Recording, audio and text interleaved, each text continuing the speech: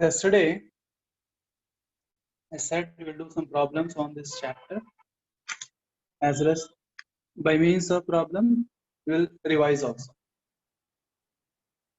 Before that,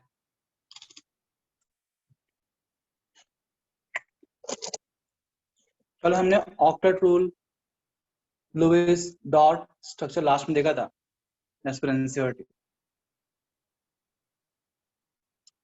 उसी को connect करते हुए there is something called formal charge. Formal charge,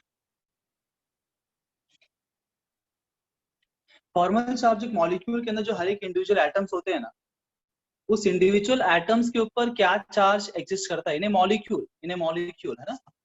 उस मॉलिक्यूल के अंदर इंडिविजुअल एटम्स के ऊपर चार्ज होगा, उस एटम को फॉर्मल चार्ज कहलाएगा। That is the formal charge of that particular atom. परंतु ये चार्ज जो हम बनाएंगे, it should be according to the octet rule. इस प्रकार से उस मॉलिक्यूल का मतलब स्ट्रक्चर बनाना पड़ेगा कि वो ऑक्टेट रूल को फॉलो करे, because formal charge concept is based on the octet rule. हमको ऑक्टेट रूल को ध्यान में रखते हुए ही करना। Though originally the structures may be different for different molecules as per the current updated version of the knowledge of chemistry, but the formal charge concept was introduced that time. So अभी भी जब formal charge question आते हैं तो हमें उस octet rule के मुताबिक करना पड़ता है। उदाहरण दे दूं, लेट्स सी फ्यू एग्जांपल्स। पूछता है व्हाट इज, ऐसा क्वेश्चन इसके ऊपर कैसा आता है कि ये इस मॉलिक्यूल में इस एलिमेंट का फॉर्मल चार्ज क्या है ना। तो ऐसे क्वेश्चन आते हैं। तो उसका एक फेमस एग्जांपल जनरली जो हर बार क्वेश्चन आता है वो है ओजोन का। कल हमने इसका स्ट्रक्चर बनाया था, याद है आपको? yesterday only we draw ozone. Yes sir. कैसे बनाया था हमने? ऑक्टेट रूल को फुलफिल करते हुए हमने ऐसे बनाया था। हाँ सर। लेकिन हमने बॉन्ड डॉटेड बनाया था as per the octet rule, because यहाँ पे हर एक ऑक्सीजन का ऑक्टेट पूरा है। ऑक्टेट को ध्यान में रखते हुए हमने स्ट्रक्चर बनाया था। अब देखो ये बना दिया, मान लीजिए यहाँ पे मैं बोलता हूँ ये ऑक्सीजन नंबर 1 है, ऑक्सीजन नंबर 2, ऑक्सीजन नंबर 3। कोई तुमसे पूछे इस ओजोन में ऑक्सीजन नंबर 1 का फॉर्मल चार्ज क्या है, तो क्या बोलोगे? 0 न्यूट्रल। 0 कोई नहीं है ना, कुछ नहीं है, 0 है। न्यूट्रल मतलब क्या? 0। ऑप्शन नंबर 2 का क्या है? पॉजिटिव। +1। ऑप्शन नंबर 3 क्या है? -1 नेगेटिव। O3 मॉलिक्यूल में एक ऑप्शन का 0 है, एक ऑप्शन का +1 है और एक ऑप्शन का -1। नेट चार्ज 0 है, इसलिए O3 के ऊपर कोई चार्ज आपको दिखाई नहीं दे रहा है। परंतु उस मॉलिक्यूल में इंडिविजुअल एटम के ऊपर चार्ज हो सकते हैं। That is what is formal charge. ये हर एक एटम का अपना अपना फॉर्मल चार्ज, किसी का 0, किसी का +1, किसी का -1। ठीक है, ठीक है। Yes sir. थोड़ा भी अवगढ़ एग्जांपल लूं? सर हाँ जी सर, हमने कल डायग्राम में जो थर्ड बॉन्ड था उसको दोनों तरफ डॉट डॉट में बनाया था ना। हाँ, मतलब लुईस वो डॉट स्ट्रक्चर है ना, वो लुईस डॉट स्ट्रक्चर था। नो सर, आपने जब रेजोनेंस पढ़ाया था तो इसके अंदर ये बॉन्ड मूव करता था ना, पाई बॉन्ड दोनों में। हाँ। तो उसको रिप्रेजेंट करने के लिए हमने डॉटेड लाइंस यूज की थी। यस। तो अभी क्या करूं? तो सर तब हम नहीं सर, तब हम लोगों ने सेमी चार्ज टाइप लिया था ना, उसके ऊपर पार्शियल चार्ज था। वो इसीलिए किसी ने क्वेश्चन मुझे ये पूछा था कि सर इसका हम रिप्रेजेंट कैसे करेंगे। हाँ सर, मैं नहीं पूछा था। हाँ, तुमने ही पूछा। तो वो जो है उसका ओरिजिनल स्ट्रक्चर एक्चुअली, ठीक है, उसका कंसेप्ट हम पढ़ेंगे ऑर्गेनिक केमिस्ट्री। उसको बोलते हैं हाइब्रिड, रेजोनेंस हाइब्रिड बोलते हैं, जो उसका ओरिजिनल मॉलिक्यूल है। परंतु वो ओरिजिनल मॉलिक्यूल जो है ना, जिसको आपने देखा इस प्रकार से, जिसको आपने कुछ इस प्रकार से देखा था, partial double bonds, partial negative charge, ये मॉलिक्यूल को प्रैक्टिकल लाइफ में यूज करना बहुत मुश्किल है ना। Very difficult to use in reactions in practical life. तो इसीलिए हम कभी भी जो ओरिजिनल हाइब्रिड होता है उसको इस्तेमाल नहीं करते, उसका कोई भी एक फॉर्म लेते हैं। इसी का फॉर्म है ना वो। अगर मैं इसको ऐसे बना दूं मॉलिक्यूल, कभी वो ऐसा रहेगा, कभी वो ऐसा हो जाएगा, है ना। Yes sir. हाँ, चेंज। तो हम क्या करेंगे, इन दोनों में से कोई एक को लेंगे। जब हम नॉर्मली कभी उसको इस्तेमाल में लेके आना है रियल लाइफ में, तो वी टेक वन, इसको बोलते हैं resonating structures. These two are called as resonating structures of this molecule, and this is called as resonance hybrid. इसको रेजोनेंस हाइब्रिड बोलते हैं, जो ओरिजिनल मॉलिक्यूल्स को हाइब्रिड बोलते हैं. एंड ये है रेजोनेटिंग स्ट्रक्चर्स. ठीक है ना? हाँ सर, या समझा. We always take resonating structure. ठीक है? हाँ सर. या तो थोड़ा एक और एग्जांपल, ये तो बहुत इजी एग्जांपल है, मैं एक और एग्जांपल लेता हूँ. ठीक है? फॉर्मल चार्ज के लिए, से वी हैव ClO4 माइनस. किसी ने मुझे पूछा what will be the formal charge on chlorine. ठीक है ना? क्लोरीन के ऊपर फॉर्मल चार्ज क्या होगा? आप देखो, इन जनरल हमको स्ट्रक्चर बनाते आता है, वी आर स्टडीड ना, ज्योमेट्री, शेप वगैरह. हम कैसे बनाएंगे? Cl double bond O, double bond O, double bond O, single bond O minus. This is the way we are going to draw structure, tetrahedral shape. है ना? Yes sir. परंतु अगर तुम लुइस को बोलोगे स्ट्रक्चर बनाने के लिए, वो क्या बोलेगा? गलत है. क्या बोलेगा? ये गलत है. क्यों गलत है बोलेगा वो 6 आउटर शेल नहीं बनाया हमने, आउटर शेल के इलेक्ट्रॉन. वो बोलेगा देखो सर डॉट नहीं बनाए. डॉट नहीं डॉट से कोई सर दिक्कत ऑक्टेट से ज्यादा हो गया. हाँ, क्लोरीन का ऑक्टेट से ज्यादा हो गया है ना? वो क्या बोलता है, तुम कैसे ही बनाओ, पर हर एक एटम का जो है ना 8 के ऊपर इलेक्ट्रॉन्स होना नहीं चाहिए. मैक्सिमम इलेक्ट्रॉन्स ऑक्टेट ही होना चाहिए, वो बोलता है. वही ना ऑक्टेट रूल. Yes sir. तो परंतु यहाँ क्लोरीन को आप देखिए, क्लोरीन का कितने हो गए, कितने बॉन्ड है? 7 बॉन्ड है, मतलब 14 इलेक्ट्रॉन्स हो गए. तो इसको लुइस मानने वाला नहीं है. नहीं. तो ये मॉलिक्यूल के साथ साथ तुम देखोगे, तुम बोले फॉर्मल चार्ज, तुम क्या बोले? फॉर्मल चार्ज है 0 ऑन क्लोरीन, कोई चार्ज उसके ऊपर नहीं है, 0. पर आपका आंसर हो जाएगा गलत. ठीक है? तो आपको स्ट्रक्चर ऑक्टेट रूल को ध्यान में रखते बनाना है. ये एक समझ जाओ, कहते पजल है ये.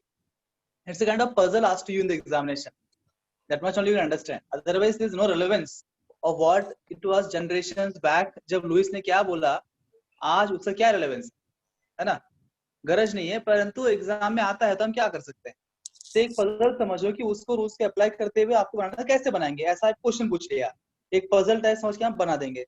देखो, हमने एक Cl बना दिया. कितना ऑप्शन है? 4 ऑप्शन है ना? यस. 1 2 3 4. हमको चारों ऑप्शन से बॉन्ड भी बनाना है. क्या क्या ध्यान में रखना है हमको? एक बात ध्यान में रखना है कि किसी के भी आउटर मोस्ट शेल में 8 से कम या 8 से अधिक इलेक्ट्रॉन्स ना हो जाए, है ना, लुइस के अनुसार. Yes. उसके बाद हमको ये भी ध्यान में रखना है इनके ऊपर चार्ज लगाते वक्त कि net charge should be 0 minus.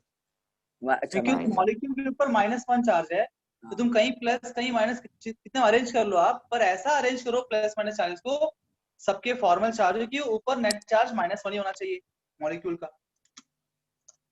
हाँ ना? Yes yes sir. Sir. What I will do, I will make all single bonds like this. Chlorine ने 4 बॉन्ड बना दिए. अब सिंगल बॉन्ड के लिए मैंने क्या क्या बताया? यहाँ O minus O minus O minus O minus कर दिया. क्या सभी ऑक्सीजन का ऑक्टेट पूरा है? Yes sir. Yes sir. है ना? बिकॉज O माइनस से 7 थे, एक बॉन्ड में 8 हो गए. पर क्लोरीन की दिक्कत हो गई. Yes sir. Yes. Chlorine Yes, का sir. आउटर मोस्ट शेल में 7 इलेक्ट्रॉन्स है, तो कायदे से क्लोरीन को सिर्फ एक ही बॉन्ड बनाना चाहिए था, तो हमने 4 बना दिया. तो मैंने क्या किया? क्लोरीन के ऊपर डाल दिया +3 चार्ज. Yes sir. अगर क्लोरीन के ऊपर +3 चार्ज हो जाए तो क्या उसके आउटर मोस्ट शेल में 4 इलेक्ट्रॉन्स हो जाएंगे? Yes sir. Yes sir. Carbon की तरह. और 4 बॉन्ड बनाया तो हो गया 8 इलेक्ट्रॉन्स. अब बताओ कि सबका ऑक्टेट पूरा exact? Yes sir. Yes sir. Condition satisfied. Condition 2 क्या है? Net charge of the molecule should be negative. जैसा उसको दिया हुआ है, या -1 दिया है आपका क्वेश्चन में, Cl ऊपर माइनस दिया है, ऊपर -1, यस सर. तो हमारा स्ट्रक्चर सेटिस्फाई करना चाहिए उसको. Total Right. हमारे स्ट्रक्चर में कितने माइनस चार्ज है? 4. 4 माइनस चार्ज है. कितना प्लस चार्ज है? 3 Plus. Plus charge. 3. हाँ. कैंसिल कितना बचेगा? -1 एक. बचेगा. माइनस. है ना? Yes sir. हाँ भाई, हमने रूल्स रेगुलेशन फॉलो करके बनाया है. अब अगर क्वेश्चन का आंसर क्या होगा, तो formal charge on the chlorine is +3. किसी को शंका? No sir. No sir. एक No, क्वेश्चन sir. आप करेंगे, अगर आपने खुद से सॉल्व कर लिया मतलब आपको समझ में आ गया. Yes sir. SO4 2 माइनस यहाँ पे सल्फर का फॉर्मल चार्ज क्या होना चाहिए तो इस हिसाब से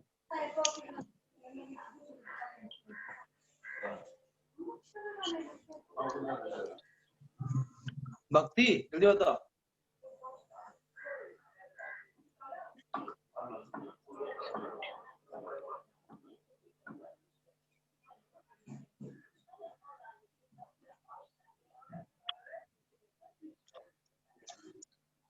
सर +2। Yes sir. प्लस 2 आ रहा है। Yes Yes. सर। देखते हैं। 4 ऑप्शन थे, 1 2 yes sir 3, +2 एक एक बॉन्ड बना दिया।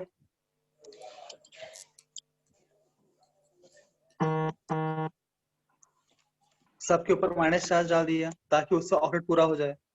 Yes sir. अब सल्फर के आउटर मोस्ट शेल में 6 इलेक्ट्रॉन्स थे, हमको हाँ। करना है ऐसे कुछ 4 ही हो जाए आउटर मोस्ट शेल में, हाँ। तो हमने +2 डाल दिया, यस है कि सर। नहीं? हाँ। तभी सल्फर का भी ऑक्टेट है, बाकी सबका भी ऑक्टेट है। आपका जवाब बिल्कुल भी सही है। Formal charge is +2।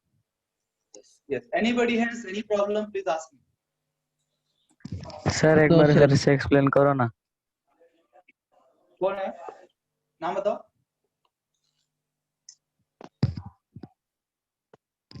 कौन आलोक। पूछ रहा है? हेलन। आलोक आलोक आलोक।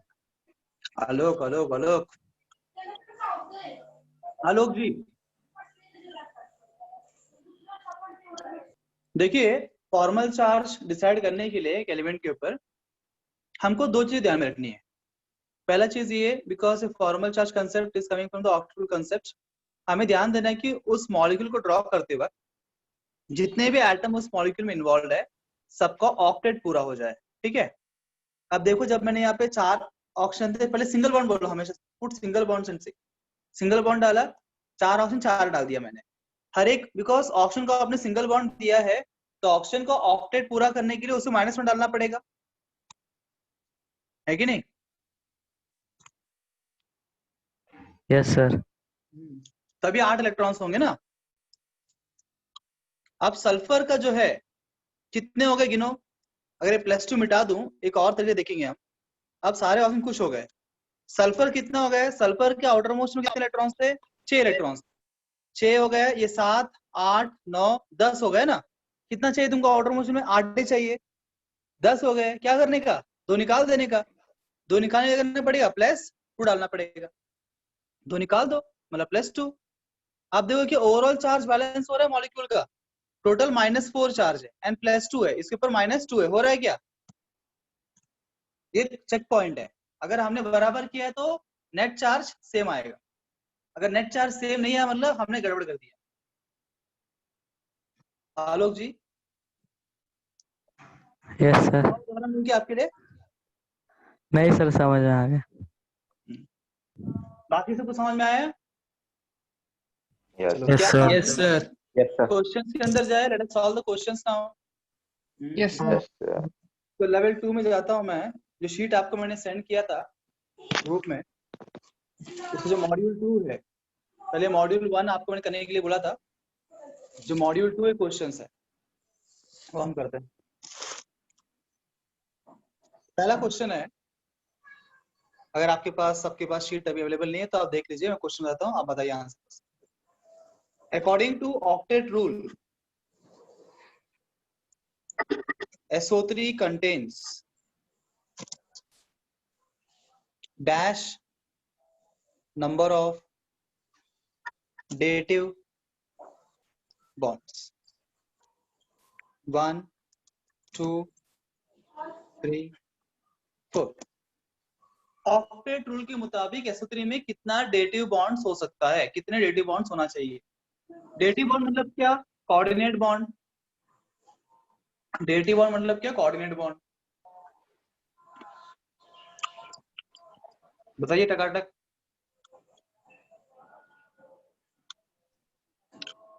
देखो 3 ऑप्शन है ना SO3 के अंदर। SO3 में देखो, जिन लोगों ने जो भूल गए हैं पहले क्या हुआ था वापस देखो, मैं इन क्वेश्चंस के माध्यम से पिछला जो भी हमने पढ़ाया था उसको रिवाइज भी कराता रहूंगा। 3 ऑप्शन आपके पास, ठीक है? अब आप उसने बोला कि अकॉर्डिंग टू ऑक्टेट रूल, उसका मतलब क्या, हमको ध्यान देना है कि सल्फर का या कोई और एटम का ऑक्टेट से अधिक इलेक्ट्रॉन ना हो जाए। बताओ सल्फर, अभी पहला ऑप्शन सल्फर के पास आया, ठीक है ना, क्या सल्फर इससे कोऑर्डिनेट बॉन्ड बना सकता है? नहीं बना सकता। क्यों? कोऑर्डिनेट बॉन्ड कौन बना सकता है? जिसका ऑक्टेट कंप्लीट है ना? कंप्लीट हो। जिसका खुद का ऑक्टेट कंप्लीट हो वही बना सकता है। अब सल्फर के पास 6 इलेक्ट्रॉन्स आउटरमोस्ट, इसका ऑर्डर पूरा नहीं है, तो ऑप्शन बोले बनाओ, कोऑर्डिनेट बोले नहीं पॉसिबल है, तो ठीक है चलो क्या बनाते हैं हम, कोवलेंट बॉन्ड बनाएंगे। जब सल्फर ने 2 कोवलेंट बॉन्ड बना लिया, क्या सल्फर का ऑक्टेट पूरा हो गया? Yes sir. Yes sir. क्या अब जो दूसरा ऑप्शन आया उससे वो बना सकता है कोऑर्डिनेट बॉन्ड? हाँ सर। तो इसे बना सकता है कि नहीं? तो ऐसे में कितने कोऑर्डिनेट बॉन्ड पॉसिबल है? दो। 2 कोऑर्डिनेट बॉन्ड पॉसिबल है, 2 dative bonds. Is it clear everybody? Yes sir. किसी भी प्रश्न में किसी को कोई बात समझ में नहीं आई, पूरे क्लास के अंदर जितने बच्चे भी क्लास में आप है 30-35 जो भी है, किसी एक को भी कोई एक ही बात समझ में ना आए, you have the right to ask, utilize the opportunity. मैं दूसरी बार वापस करा रहा हूँ, तो आप पूछिए और क्लियर करिए। ओके, अगर आपको सबको समझ में आया, next question number 2। Example of super octet molecule. Super octet मतलब क्या? एक्सपेंडेड ऑक्टेट को ही बोलते हैं सुपर ऑक्टेट, ठीक है ना? Yes sir. कुछ कुछ टर्म्स के मल्टीपल नेम्स होते हैं, जिसको हमने पढ़ा एक्सपेंडेड ऑक्टेट, उसी को बोलते हैं सुपर ऑक्टेट, मतलब मोर देन ऑक्टेट, ऑक्टेट से ऊपर। ClF3, PCl5, IF7 और सर IF7। IF7 all. हाँ सर, D। सुपर ऑक्टेट के लिए उसको 20 से ज्यादा होना पड़ता है। मोर देन, देखो सुपर Yes, sir. ऑक्टेट मतलब अगर कोई सेंट्रल एटम का 8 से ऊपर इलेक्ट्रॉन्स हो जाए उसको सुपर ऑक्टेट। Yes sir. अब देखो पहला है ClF3 है, Cl के आउटर मोस्ट में कितने इलेक्ट्रॉन्स है? 7 इलेक्ट्रॉन्स है, 1 2 3 4 5 6 7 7 इलेक्ट्रॉन्स। कितने फ्लोरीन है जी? 3 फ्लोरीन है, एक फ्लोरीन बनाएगा एक बॉन्ड, ठीक है ना? अब एग्जैक्ट आप ज्योमेट्री शेप याद नहीं है तो भी हम ऐसे बना सकते हैं, अगर उससे फर्क नहीं, 3 बॉन्ड बनाना है। जैसे आपने 3 बॉन्ड बनाया, मतलब क्लोरीन के कितने इलेक्ट्रॉन्स हो गए आउटर मोस्ट में? 7 थे, 8 9 10 हो गए ना? 10। 7 से 3 बॉन्ड बनाया 10 हो गए। 10 मतलब it is super octet. More Yes, then sir. 8 मतलब सुपर ऑक्टेट या एक्सपेंडेड ऑक्टेट। तो ClF3 हो सकता है। अगला मॉलिक्यूल क्या है? PCl5। PCl5। Phosphorus 15th group element, उसके आउटर मोस्ट में 5 इलेक्ट्रॉन्स रहेंगे, 5 Cl है, 1 2 3 4 5। बताओ फास्फोरस के आउटर मोस्ट में कितने इलेक्ट्रॉन्स हो गए? 10। 10। 10 हो गए। 10 मतलब ये भी सुपर ऑक्टेट है ना? ये भी सुपर ऑक्टेट है। IF7 आयोडीन के आउटर मोस्ट शेल में कितने इलेक्ट्रॉन? 7 इलेक्ट्रॉन्स और 7 फ्लोरीन है। बताओ भाई कितने इलेक्ट्रॉन्स हो गए उसके आउटर मोस्ट शेल में? 14 हो गए, मतलब ये भी सुपर ऑक्टेट है। इसका मतलब आंसर की all of this. Yes sir. सगळ्यांना समजलं? हो सर।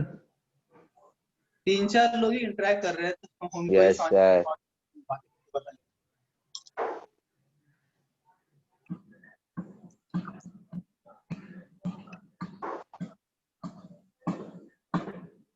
अगला question,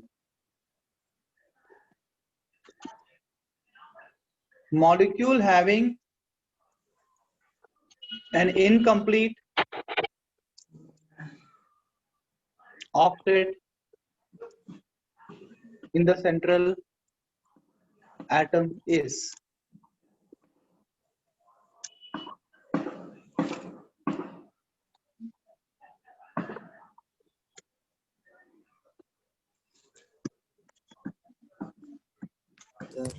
B C sir. NH3 C. B B E. क्या सर सी BCl3 BCl3 सी सर PCl5 देखा था अभी हमने।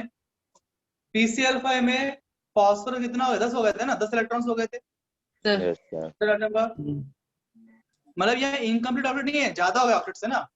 Yes, super. इनकम्प्लीट ऑक्टेट मतलब ऑक्टेट से कम किस्में है ना, less than 8। Yes sir if you see ammonia is like Complete. This. Ammonia में क्या है, ammonia is example of super octet, incomplete octet या octet. It is Octet. Example of octet because nitrogen का आउटर मोस्ट में 5 electrons थे, 3 bond बनाया, exactly 8 हो गए। दिस एग्जांपल ऑफ ऑक्टेट, जहां सेंट्रल एटम का ऑक्टेट है। Talking about the boron BCl3, boron 13 group का एलिमेंट है, मतलब उसके आउटर मोस्ट शेल में 3 इलेक्ट्रॉन्स होंगे, 1 2 3 Cl से बॉन्ड बनाया, कितने इलेक्ट्रॉन्स हो गए, 6 इलेक्ट्रॉन्स हो गए। 6 मतलब लेस देन 8, लेस देन 8 मतलब इसका इनकम्प्लीट ऑक्टेट है। Option C correct answer. What about H2O, oxygen के आउटर मोस्ट में 6 electrons, yes sir 2 hydrogen complete है ना, 6 2 बॉन्ड बनाए, 8 इलेक्ट्रॉन्स हुए, complete sir example of octet. तो H2O और NH3 वो ऑक्टेट के एग्जांपल है। BCl3 is incomplete octet, PCl5 is super octet या expanded octet. Getting clear? Yes sir sir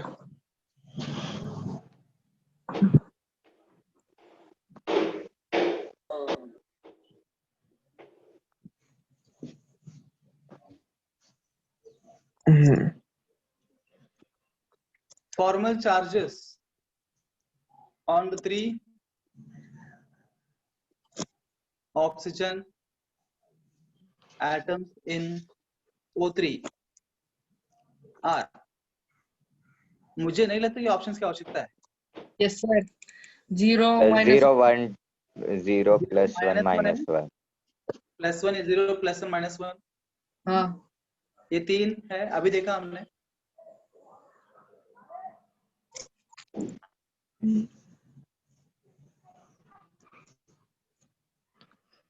I'll just skip theoretical questions, जो आप मतलब लर्न करने वाली जो चीजें है ना वो मैं नहीं पढ़ाऊंगा, कंसेप्चुअल पढ़ाऊंगा मैं, ठीक है ना।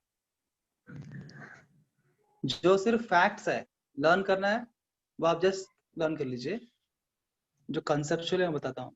सर हाँ जी। सर आप ये क्वेश्चन वो PDF से कराया आप खुद से दे रहे हो? नहीं तुम्हारा PDF है ना, हाँ जो मैंने आपको सेंड किया है ना, उसमें मुझे मॉड्यूल 2 है, हाँ ये मॉड्यूल 2 क्वेश्चंस है। अच्छा ठीक है। तो आपकी ऑलरेडी शीट है तो इजी है ना आपके लिए। तो मॉड्यूल 2 में से मैं कुछ क्वेश्चन क्लास में करा दूंगा जो कंसेप्चुअल ऐसे मतलब लॉजिकल है। जो थ्योरेटिकल क्वेश्चन जो रट्टा मारना है वो शीट से आप रट्टा मार सकते हो, मतलब उसमें दिया रहेगा पैक करके, सॉल्यूशन दिया उसमें से भी। और कुछ क्वेश्चन आप खुद से करेंगे और डाउट तो पूछेंगे बाद में।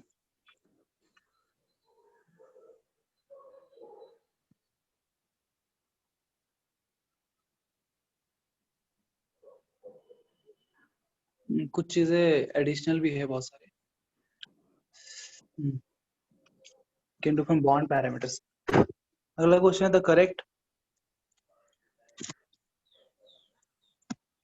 ऑर्डर ऑफ increasing CO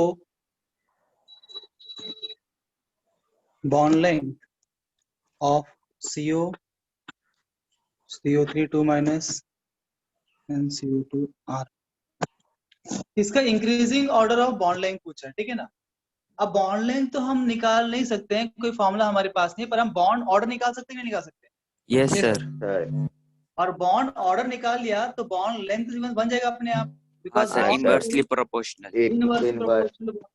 क्या करेंगे हम, बॉन्ड ऑर्डर का जो सीक्वेंस है लेंगे और उसका उल्टा कर देंगे तो बॉन्ड लेंथ का बन जाएगा।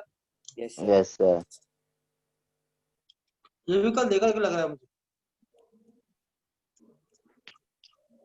तीनों का बॉन्ड ऑर्डर क्या होगा? 3 बिकॉज़ MO3 अप्लाई करेंगे, कार्बन का 6, ऑक्सीजन का 8, 6 + 8 इज 14 इलेक्ट्रॉन्स, 14 मतलब 3 3 CO3 2 माइनस स्ट्रक्चर बनाते हैं, हाँ सर M3 से नहीं होगा। और यह अनइक्वल दिख रहा है, मतलब ये रेजोनेंस हो रहा है, तो हम इक्वल डिस्ट्रीब्यूट कर दें। कितने पोजीशन है, कितने CO यहाँ पे, 1 2 3 CO है, और कितने बॉन्ड है, 4 बॉन्ड है, दैट इज 4/3, दिस इज 1.33, है ना? याद है आपको? Yes, sir. Yesterday I sang you, right? In English. CO2 2. दोनों जगह इक्वल नंबर ऑफ बॉन्ड है, मतलब बाउंड्री क्या होगा इसका, 2 2 होगा। अतर्व तुमने 4 बोला क्या अतर्व? सर 2 बोला। हाँ ठीक है, बच गए। 2, हाँ बराबर। हाँ, आप बताओ बॉन्ड ऑर्डर का सीक्वेंस क्या होगा? सबसे अधिक बॉन्ड किसका CO का है, उसके बाद Sir. CO2 का है, Sir. उसके बाद CO3 2 में।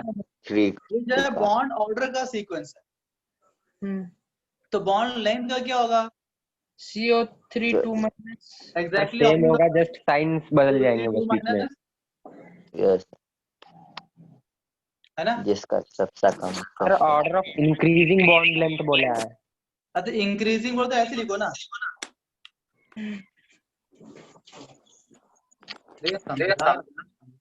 एक काम करते हैं, ऐसे कर दो इसको, है ना? एग्जैक्टली इसको उल्टा कर दो, CO2 फिर CO3 2 माइनस, ये इंक्रीजिंग होगा, ठीक है चलेगा? Yes sir. हाँ चलो, तुम्हारी इच्छा पूरी हो गई। अगला क्वेश्चन देखिए, देखते हैं। अगला क्वेश्चन है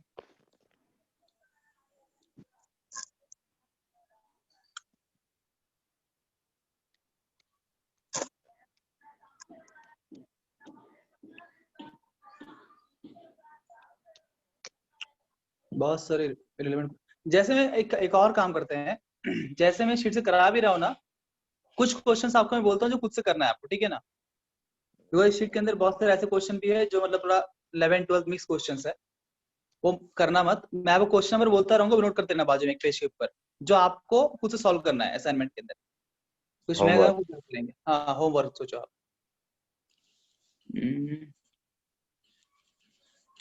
15 क्वेश्चन आप करेंगे खुद से, मॉड्यूल 2 का 15 question, 15th you do yourself, 16th भी आप करेंगे खुद से, 17th भी आप करेंगे, 18th भी आप करेंगे,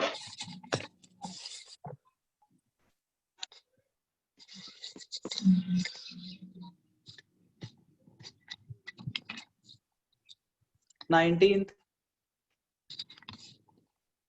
20 21 हम करते हैं यहाँ पे। 21 देखिए, which of the following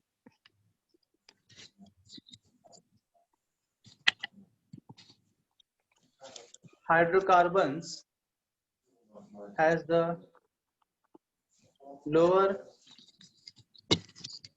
dipole moment? सबसे कम डायपोल मोमेंट किसके अंदर पूछा है, ठीक है? डायपोल मोमेंट अभी याद होगा आपको? Yes, sir. Yes sir.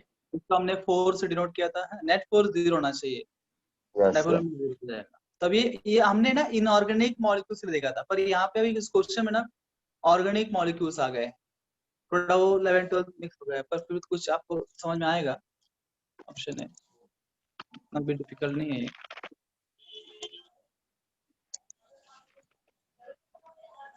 पहला ऑप्शन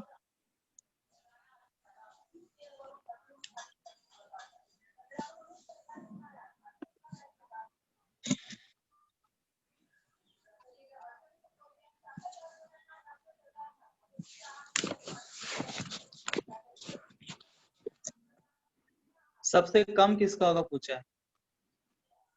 थोड़ा सा भी आपने लॉजिक लगाया ना, आपका आंसर आ जाएगा, लॉजिकल क्वेश्चन।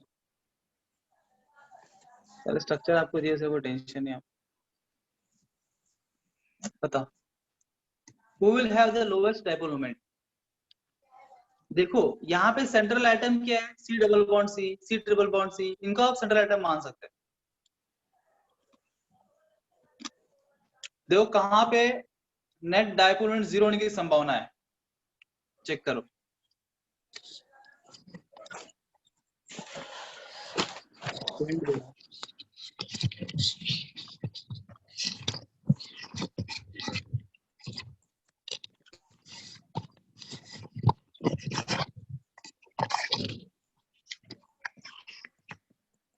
ऑप्शन बी को ध्यान से देखिए आप, जैसे CH3 देख के समझ में आ रहा है,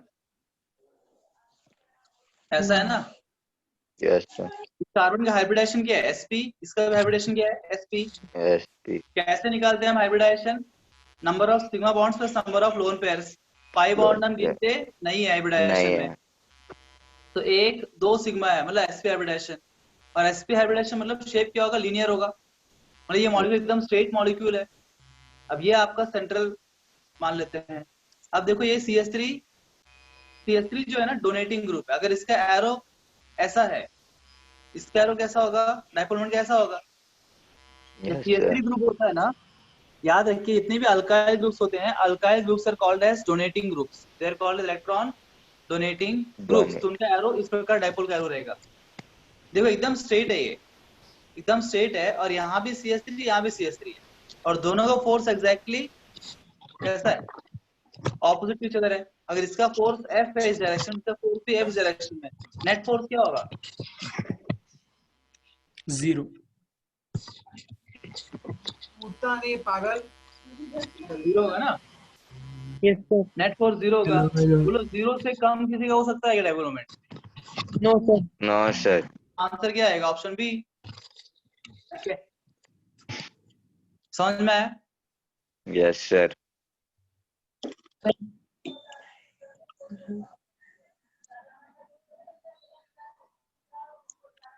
twenty two,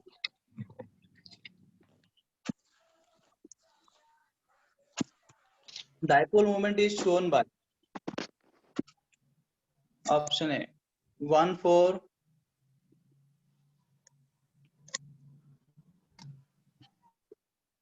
dichlorobenzene, 6 1 2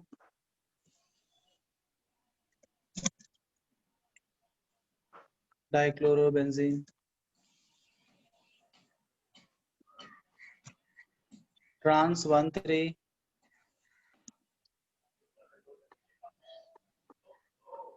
dichlorobenzene,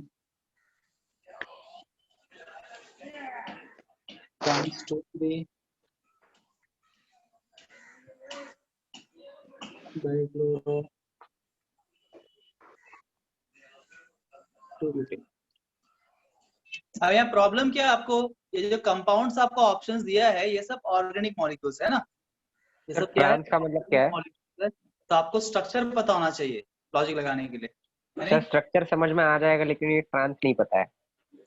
cis trans नहीं पता है, हाँ। ये है ना, बताता हूँ, उससे करा रहा हूँ मैं क्वेश्चन, बिकॉज क्या है ना, जब वो क्वेश्चन बैंक बनता है ना, क्वेश्चन ऐसे बनता है कि ना ओवरऑल केमिस्ट्री को पकड़ लेते हैं, जनरली सिलेबस खत्म होने के बाद सॉल्व सब हो जाता है, पर स्टार्टिंग में कुछ सॉल्व होते नहीं है। मैं आपको इसका स्ट्रक्चर दे देता हूँ, स्ट्रक्चर कैसा है, तो फिर आप बोल सकते हो।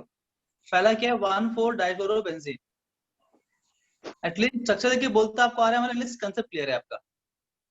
1 4 डाइक्लोरोबेंजीन, ये बेंजीन है, ये 1 तो 4 क्या होगा, ये 4, ये है 1 4 डाइक्लोरोबेंजीन।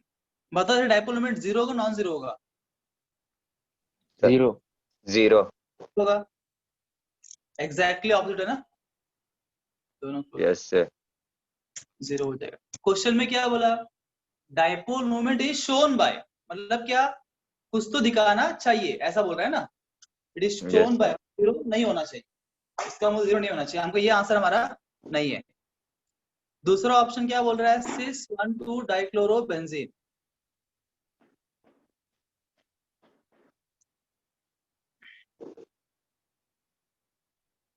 ये है 1 2 डाइक्लोरोबेंजीन, सर दिखा रहा है। डाइपोल मोमेंट क्या होगा यहाँ पे, दिखाएगा ऊपर की ना? तरफ जाए। एक मिनट। इसे सिस बोला ना, सिस मतलब क्या बताया क्या? सिस ट्रांस समझाने में जाऊंगा तो बहुत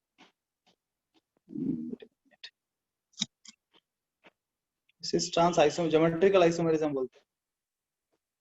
देखो ये जो है ना डबल बॉन्ड, मैं आपको बताता हूँ पहले सिस ट्रांस क्या है। सी डबल बॉन्ड सी है, ठीक है ना। अल्कीन में सिस ट्रांस आइसोमेरिज्म होता है। इस सी डबल बॉन्ड सी मान लीजिए दो एक जैसे ग्रुप एक ही साइड पे रहते हैं। से फॉर एग्जांपल Cl Cl दोनों एक साइड पे, और ये H दोनों एक साइड पे। Same kind of groups on the same sides, adjacent sides, इसको बोलते हैं सिस। अब यही मॉलिक्यूल को मैं ऐसे ही बना सकता हूं।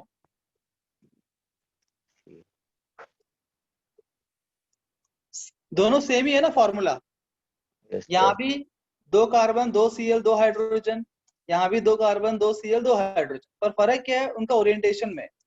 अगर मान लीजिए same kind of group exactly opposite to each other है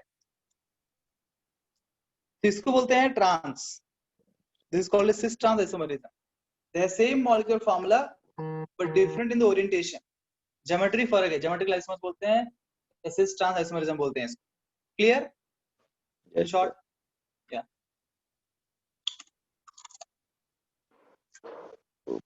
बेंजीन में भी क्या है ना,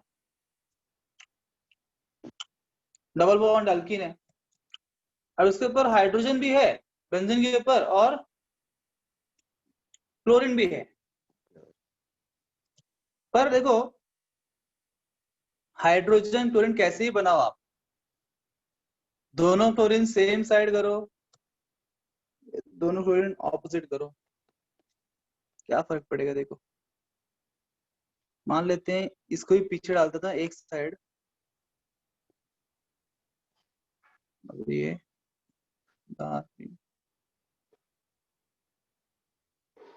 3D है ना, तो उसने ऐसे बनाया है। ये दोनों हाइड्रोजन सेम साइड, ये दोनों Cl सेम साइड, ठीक है ना, पीछे की ओर। Okay.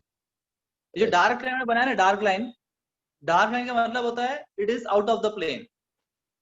एंड जो मैंने ऐसे डैश लाइन बनाया ना, डैश, Shade. उसका मतलब है वो प्लेन के अंदर है, पीछे की ओर है, ठीक है।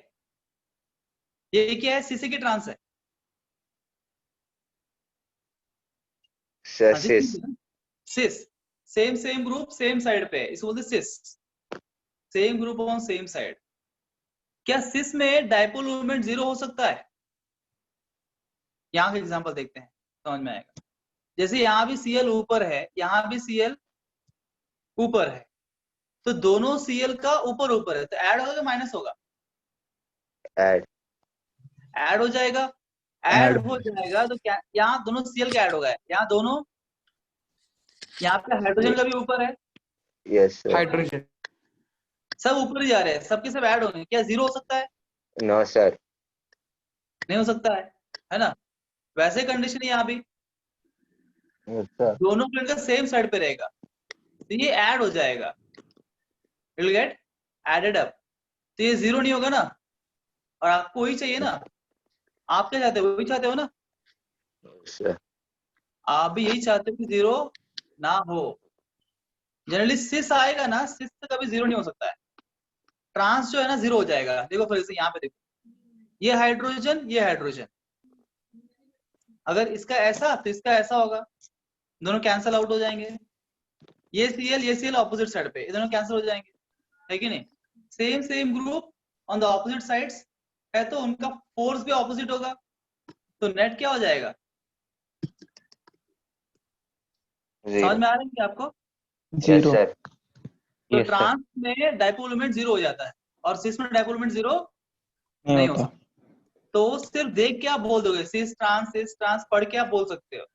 जैसे यहाँ पे आपने क्या आप देख लिया, ये इधर ट्रांस दिया है, ट्रांस मतलब डायपोल मोमेंट क्या होगा इधर? 0 जीरो 0 बाय डिफॉल्ट। जीरो सिस मतलब ये नॉन 0, तुरंत आप बोल सकते हो। सिस आया मतलब 0 नहीं हो सकता है, तुरंत आंसर खत्म। भले ही आपको स्ट्रक्चर पता हो, स्ट्रक्चर नहीं पता हो, कुछ फर्क नहीं पड़ता। सिस है मतलब 0 नहीं होगा। नहीं है।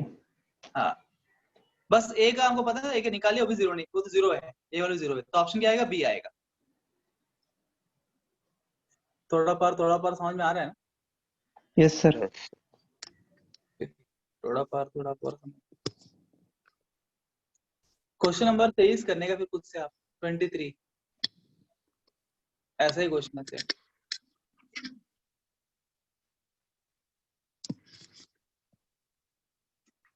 25 करते हैं।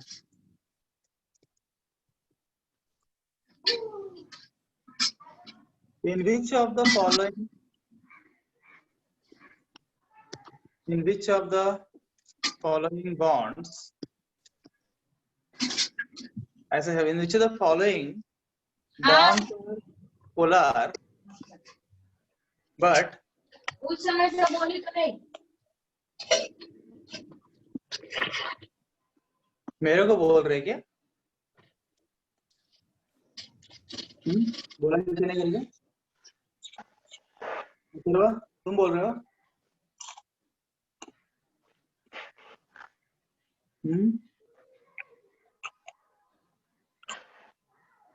Hello sir.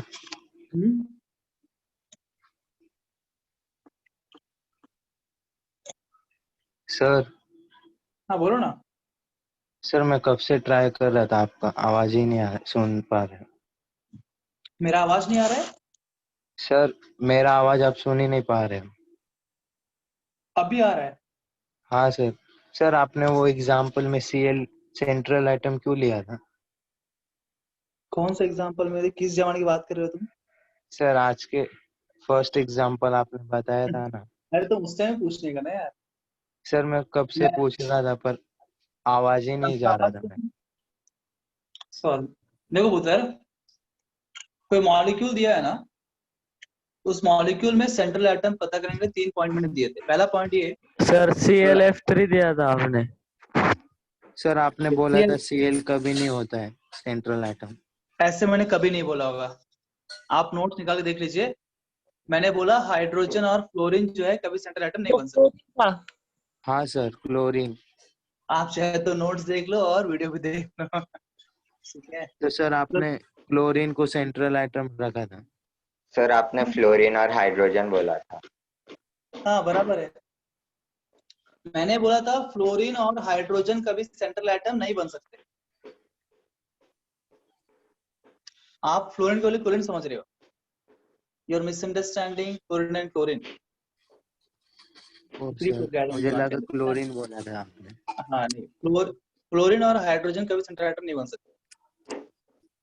ठीक, ये डाउट क्लियर? या इसका ऑप्शन शायद यहाँ पे गलत दिया है। Can be O3H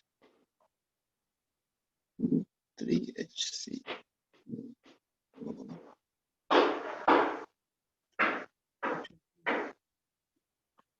CS3O।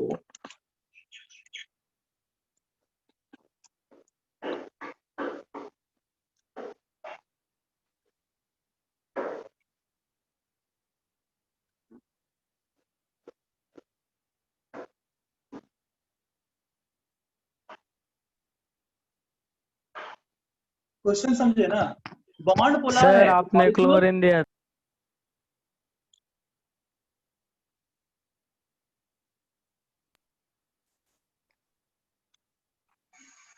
कुछ बोल रहे हैं क्या? सर आपने क्लोरीन और हाइड्रोजन दिया था। हाँ सर मेरे नोट्स में भी वही है। तो आपको सुना है ऐसा दिया रहेगा। सर ने ये भी बोला था कि जब क्लोरीन सराउंडिंग एटम रहता है तब उसका वैलेंसी 1 रहता है, जब वो सेंट्रल एटम बनता है तो उसकी वैलेंसी बदलती है। वेरी गुड, इसको याद है। देखो आपने नेक्स्ट स्टेप पे पढ़ा है हैलोजेंस, उस टाइम बोला भी था। सेकंड पॉइंट आपको लिखाने का बताया था आपको, जो बाकी सारे हैलोजन है फ्लोरीन छोड़ के, जो बाकी सारे हैलोजेंस है वो -1 दिखाते हैं, एक ही बॉन्ड बनाते हैं अगर सराउंडिंग एटम में आएंगे। सेंट्रल एटम पे वो 7 बॉन्ड बना सकते हैं। आपने वो भी लिखा रहेगा पॉइंट। या आपने, मैंने फ्लोरीन बोला, आपको क्लोरीन सुना, आई डोंट नो। कुछ लोगों को याद है कि मैंने बराबर बोला था कि नहीं बोला था, कि सबने ऐसे ही सुना? Everybody is thinking the same way. अरे कितने सारे एग्जांपल भी किए थे हमने वो पॉइंट्स सर को, फिर भी आपने लिखवाया भी था स्क्रीन पे। हाँ ना, स्क्रीन पे लिखा भी था, उसके बाद भी गलत क्या कर सकते नहीं सर क्लोरीन ही लिखा था। आपने फ्लोरीन लिखाया था, उसको क्लोरीन लगा रहेगा। जाने दो, कोई दिक्कत नहीं। अभी अभी टिक कर लीजिए, कोई दिक्कत नहीं, हिस्ट्री इज हिस्ट्री। अभी देखिए इस मॉलिक्यूल में क्या क्वेश्चन पूछा है, आपको देखना है भाई बॉन्ड तो पोलार है पर मॉलिक्यूल नॉन पोलार है ना। सब सिंपली आपको ये क्या क्वेश्चन क्या पूछा है, कौन सा मॉलिक्यूल नॉन पोलार है। बॉन्ड तो पोलार मिल ही जाएंगे, हर एक में पोलार बॉन्ड है। पोलार बॉन्ड मतलब दो अलग अलग एटम के बीच में बॉन्ड बनता है, पोलार बॉन्ड है। तो हर एक क्वेश्चन में हर एक जितने ऑप्शन सब जगह पे ऐसा बॉन्ड प्रेजेंट है। पर अगला मुद्दा क्या है, पर मॉलिक्यूल आपको चाहिए non polar. Molecule non polar उसका मतलब all the surrounding atoms must be same, है कि नहीं। All the surrounding atoms same, इसका पहला ऑप्शन थोड़ा अलग है इधर। इसका पहला ऑप्शन है HC। याद है आपको नॉन पोलर कैसे पहचानने का, डायपोल मोमेंट जीरो कब होता है। एक इनऑर्गेनिक मॉलिक्यूल के लिए कैसे देखा था हमने कि सभी सराउंडिंग एटम सेम होना चाहिए और सेंट्रल एटम पे एक भी लोन पेयर नहीं होना चाहिए, राइट। सेंट्रल एटम पे एक भी लोन पेयर ना हो और सारे सराउंडिंग एटम सेम हो जाए तो उस मॉलिक्यूल का डायपोल मोमेंट जीरो होता है। तो आपके पास यहाँ पे दो इनऑर्गेनिक मॉलिक्यूल्स दिए हैं, पहले उनको चेक कर लो क्योंकि उनको चेक करना हमारे लिए आसान है। ये तो जीरो नहीं हो सकता है बिकॉज ये दोनों ग्रुप वेगड़े वेगड़े ग्रुप है, सेम ग्रुप नहीं है। तो फोर्स दो ऑपोजिट डायरेक्शन में है पर इक्वल फोर्सेस नहीं है जीरो होने के लिए, कुछ तो भी रहेगा। यहाँ भी एक Cl और एक A ऑपोजिट है पर इक्वल नहीं, तो जीरो नहीं हो सकता यहाँ पे। अब बचे बी और सी। ऑप्शन बी में SF6 दिया है। सल्फर के आउटर मोस्ट शेल में 6 इलेक्ट्रॉन है और यहाँ 6 फ्लोरीन है। क्या सल्फर कोई लोन पेयर है? No sir. नहीं है। क्या सारे सराउंडिंग एटम सेम है? Yes sir. डायपोल मोमेंट क्या होगा? जीरो होगा। जीरो। Yes sir. अगर सारे सराउंडिंग एटम सेम है और सल्फर पे एक भी लोन पेयर नहीं है तो डायपोल मोमेंट क्या होगा? जीरो होगा। तो आंसर क्या है? Option B. और CaCl3 में क्या होगा? प्रॉब्लम क्या है यहाँ पे? सारे सराउंडिंग एटम सेम नहीं है, यहाँ हाइड्रोजन और क्लोरीन दोनों है, उसको जीरो नहीं हो सकता है। तो ऑप्शन बी करेक्ट आंसर है। Is that clear? Yes sir.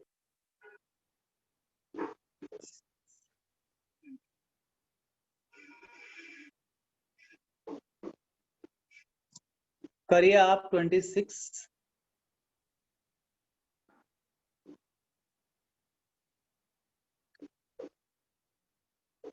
Twenty 28 तीन थियोरेटिकल क्वेश्चन है, रट्टा मारने वाला। 29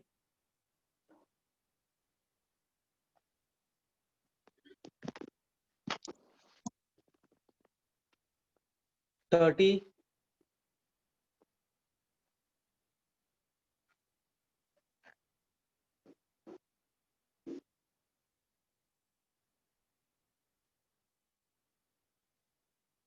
31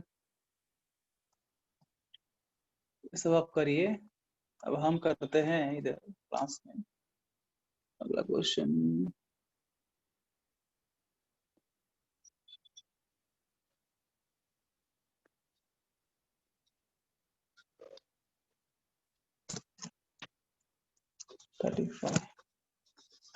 बताइए आप अभी total number of, simple question है, lone pair of electrons on xenon in XeOF4। अगर आप बताएं मतलब आपको याद है स्ट्रक्चर कैसे बनाने का, उसके best question.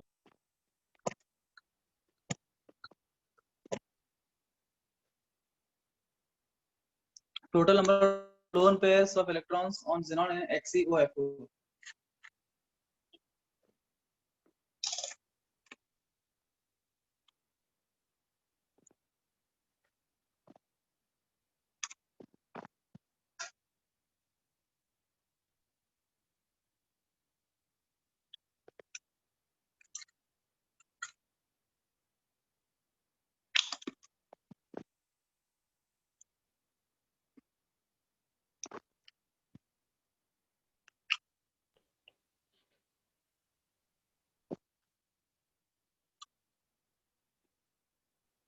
Sir 1. Sir One? 1. हाँ सर. तो XeOF4 Xenon 18 ग्रुप एलिमेंट है, मतलब outer Yes, most shell sir. में 8 इलेक्ट्रॉन्स रहेंगे। एक फ्लोरीन को चाहिए एक बॉन्ड, कितने फ्लोरीन है? 4 फ्लोरीन है, तो 4 फ्लोरीन बना दिया भाई। और एक क्या है, ऑक्सीजन भी है। ऑक्सीजन बना कितने bond? 2 bond. Oxygen 2 bond, fluorine को 1 बॉन्ड चाहिए, सब हो गए। क्या बच गया? एक लोन पेयर बच गया। क्लियर? वेरी गुड, जिन्होंने किया।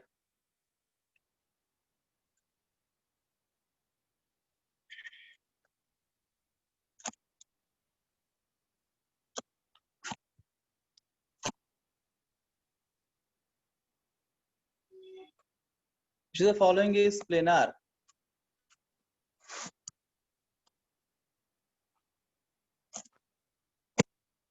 सर लीनियर प्लेनर और सर कौन सा प्लेन? मतलब कोई भी प्लेनार चलेगा, बस प्लेनार होना चाहिए।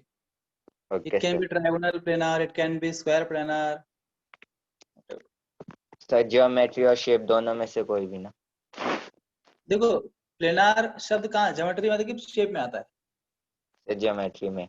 है? शेप में आता है, सर ज्योमेट्री में भी तो आता है. नहीं आता है। D. No sir, no sir. क्या बोले?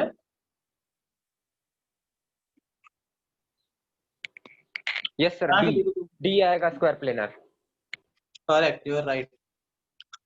हाँ 4 और 2 ऊपर 2 नीचे. कैसा आएगा? ऐसा आएगा, tetrahedral shape, tetrahedral geometry. Yes sir. XeO3F एक फ्लोरीन। XeO3F ये गलत, यहाँ पे ऑड इलेक्ट्रॉन आ जाएगा ना, यहाँ पे क्या हो जाएगा? ऑड इलेक्ट्रॉन आ जाएगा। 3 ऑक्सीजन, ठीक है भैया। एक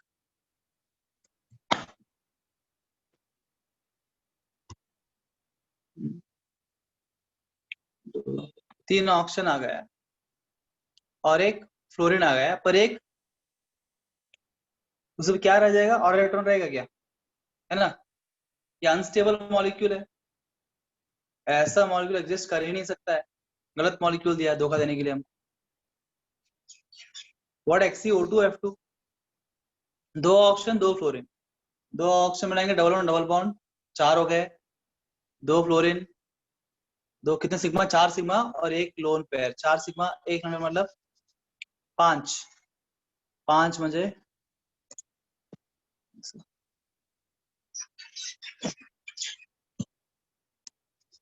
seesaw, seesaw shape, XeO2F2 and XeF4 मतलब 4 सिग्मा 2 लोन पेयर, 6 हो गए। 6 मतलब 2 ऊपर pyramidal 2. square bipyramidal geometry, shape is square planar. Yes sir. This is the answer, planar molecule. planar मतलब कोई planar चलेगा उसमें। सर डिस्टॉर्टेड स्क्वायर वाला प्लेनर नहीं है कोई? नहीं, अच्छा ठीक है. 37 करना अपने आप। 37 करो, 38 करते हैं।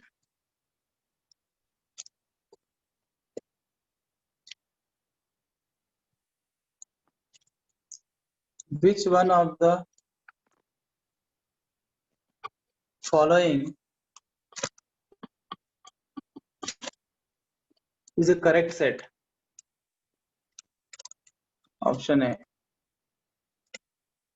H2O, sp3,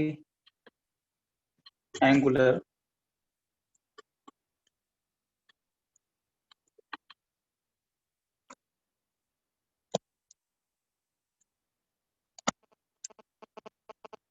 इसमें नहीं चल रहा है। एक मिनट ऑप्शन देखो। Square planar, CH4, sp2। बताइए इसमें करेक्ट सेट कौन सा है? कौन सा सही है?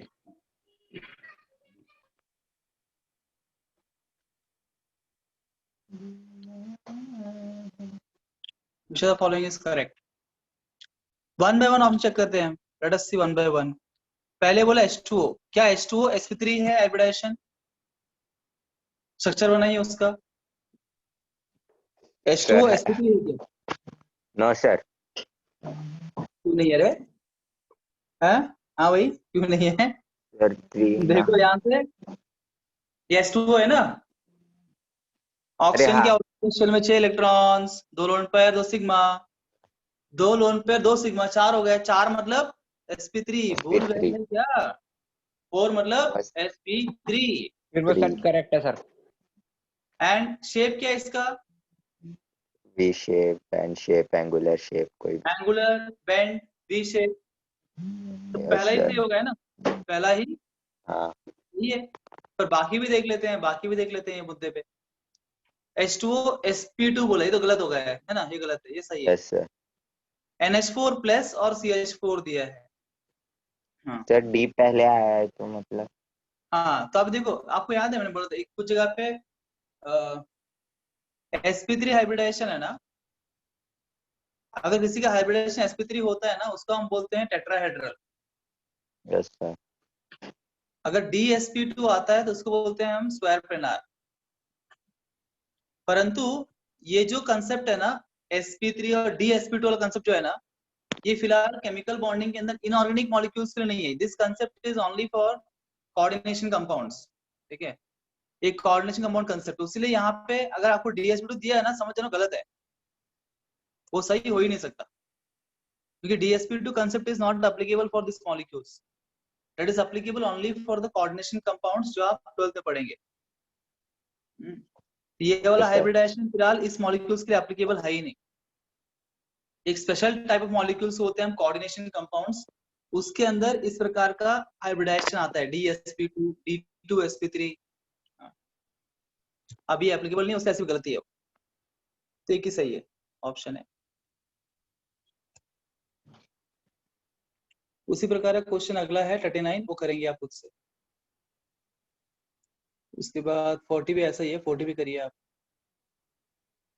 नेक्स्ट टॉपिक है हाइब्रिडाइजेशन. बताइए hybridisation.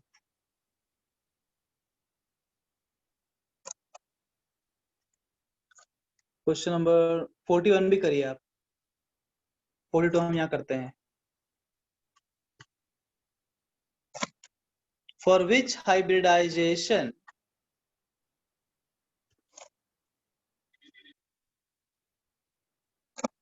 there are two unequal bond angles. Option A sp3, option B sp, option C sp2, option D dsp2. Two unequal bond angles इसके अंदर होगा.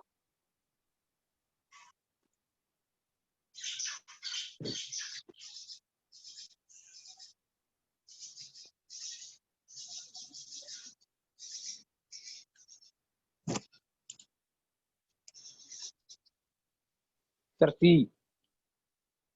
कौन? सी? क्यों भाई, क्यों? सर लग रहा है उसमें ऐसा. एक मिनट है, यहाँ पे मैंने एक मिनट मैंने एक ऑप्शन ना गलत दे दिया. Sir two unequal bond angle मतलब दो अलग अलग बॉन्ड एंगल पुत्र. मतलब उस मॉलिक्यूल में दो प्रकार के डिफरेंट बॉन्ड एंगल्स होने चाहिए. जैसे कि आपको उदाहरण दे, जैसे BF3 मॉलिक्यूल, ठीक है ना. यस. अब BF3 में तुम इधर 3 बॉन्ड एंगल है ना. इसको इधर भी एक बॉन्ड एंगल हो सकता है. मानो ये बॉन्ड एंगल अल्फा है, इधर एक बॉन्ड एंगल ये बीटा है, इधर एक बॉन्ड एंगल गामा है. कि तीनों बॉन्ड एंगल सेम रहेंगे, डिफरेंट रहेंगे? सेम. तीनों सेम है. यहाँ पे सिर्फ एक ही प्रकार का बॉन्ड एंगल है, दो प्रकार का नहीं है, है ना. तो पूछे कौन से मॉलिक्यूल में इसमें से कौन सा हाइब्रिडाइजेशन में अलग अलग बॉन्ड एंगल आने की संभावना है. तो sp में नहीं होता है, sp2 में नहीं होता है, sp3 में भी नहीं होता, दोनों में फिक्स रहता है। sp में हाइब्रिड, sp में बॉन्ड एंगल जो होता है ना 180 का रहता है, वहां तो एक ही बॉन्ड एंगल रहता है, तो अनइक्वल होने की कोई संभावना ही नहीं है। sp2 में कितना रहता है बॉन्ड एंगल? 120 का रहता है हर जगह पे। और sp3 में जहां इस प्रकार सबका स्ट्रक्चर होता है वहां भी सब जगह बॉन्ड एंगल इक्वली होता है, वहां पे 109.28 कुछ तो भी होता है, 100 degree 28 minutes equal bond angle होता है, ठीक है। सिर्फ दिक्कत आएगा sp3d में। अच्छा sp3d मतलब कितने हो गए? 1s 3p 1d, 5 हो गए ना। Yes sir. sp3d में अलग क्यों होता है ये देखते हैं। टोटल में 5 हो गए, 5 मतलब यहाँ पे 5 बॉन्ड इन्वॉल्व है ना। 5 मतलब ज्योमेट्री क्या उसका?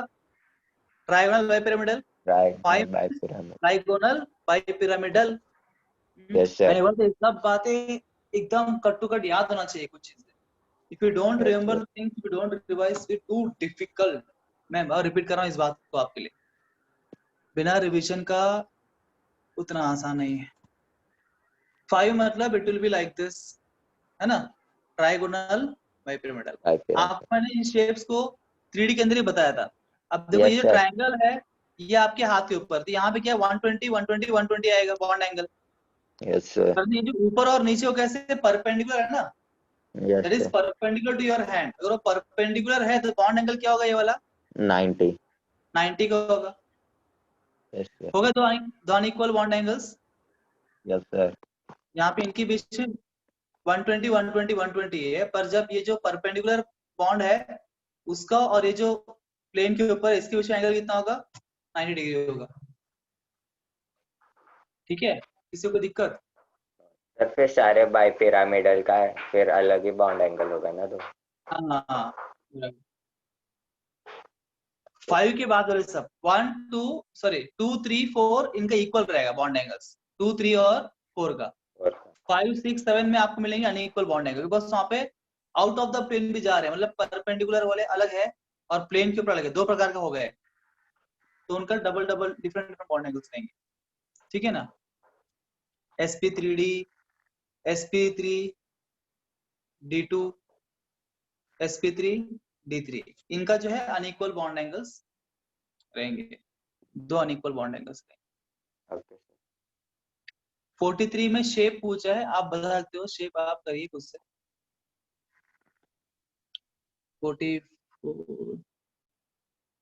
44 करते हैं यहाँ। 44th क्वेश्चन पूछा है, in which of the following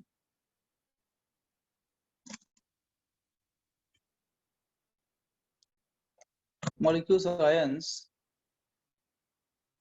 are all the bonds not equal। इनमें से कौन से मॉलिक्यूल्स आयंस में सारे बॉन्ड इक्वल नहीं है? बॉन्ड के बारे में पूछे, बॉन्ड एंगल में पूछा, सब बॉन्ड इक्वल, मतलब बॉन्ड लेंथ के बारे में पूछा हो रही है, बॉन्ड लेंथ के बारे में। पहला ऑप्शन है XCF4, दूसरा ऑप्शन है BF4।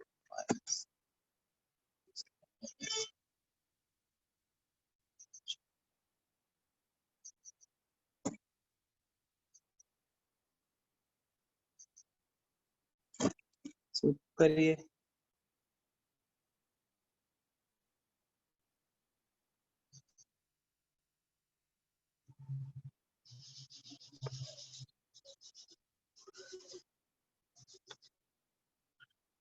कुछ ऐसे लॉजिक लगाना, ऐसा भी किया है हमने। अगर कोई जगह पे सर सी। अलग अलग आते हैं तो गड़बड़ होगा। हाँ sir C. C very good, because C sir वो में क्या सी होगा? सॉ सी क्या शेप्ड है, है? F4 है सी ना। Saw shape.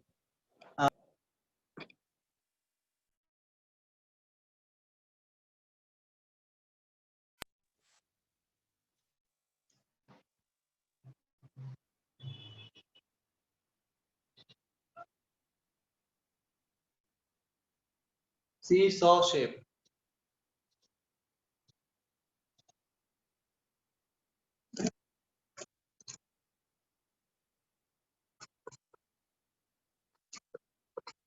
ये दोनों फ्लोरीन एक सेम प्लेन पे है, इनका बॉन्ड लेंथ डिफरेंट रहेगा, और ये जो फ्लोरीन जो परपेंडिकुलर है उनका बॉन्ड लेंथ डिफरेंट होगा। ये लंबे होंगे, ये लंबे बॉन्ड्स होंगे जो परपेंडिकुलर में है। अगेन जो 2, 3, 4 वाले हैं उनके अंदर बॉन्ड लेंथ भी सेम होगा। बॉन्ड लेंथ प्रॉब्लम कहाँ पे आएगा? 5, 6 और 7 वाले में, अगर वहां बॉन्ड्स थे। पहले वाले केस में क्या हो गया है, स्क्वायर प्लेनार बन गया है ना, ये 6 वाला केस है, परंतु यहाँ के स्क्वायर प्लेनार, ये चारों फ्लोरीन सेम प्लेन पे है, यहाँ तो लोन पेयर है। अगर यहाँ भी फ्लोरीन होता तो हम बोलते ये फ्लोरीन का बॉन्ड लेंथ इक्वल नहीं है, ठीक है ना। क्या आप सभी को मेरी बात समझ में आ रही है? Yes sir. Yes sir. क्या मैं किसी का नाम ले क्वेश्चन पूछ सकता हूँ? क्या लोग no sir. Respond?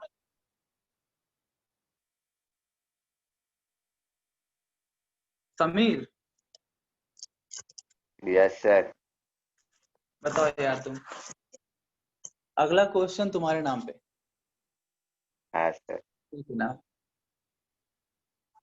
The compound in which carbon uses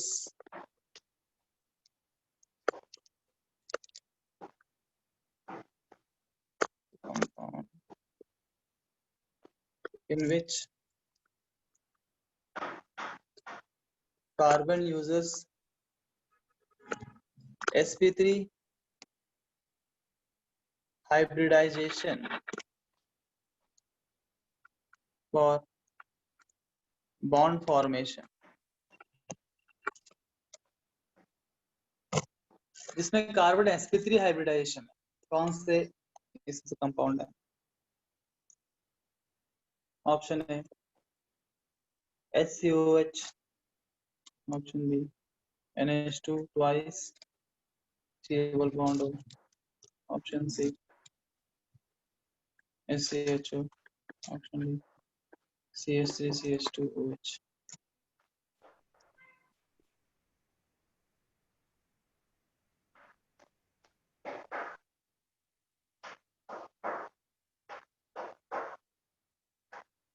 बताओ समीर।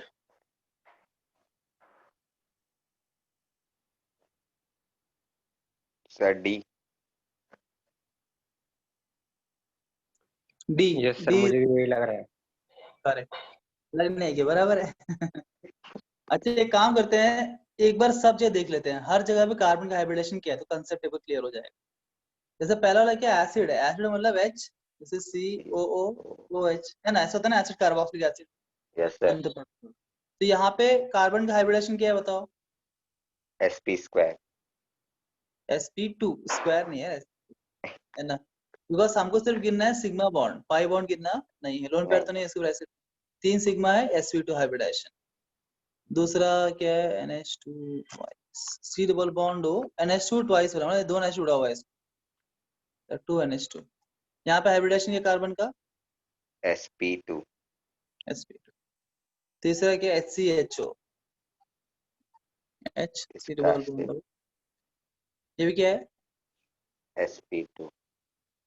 तीसरा है CH3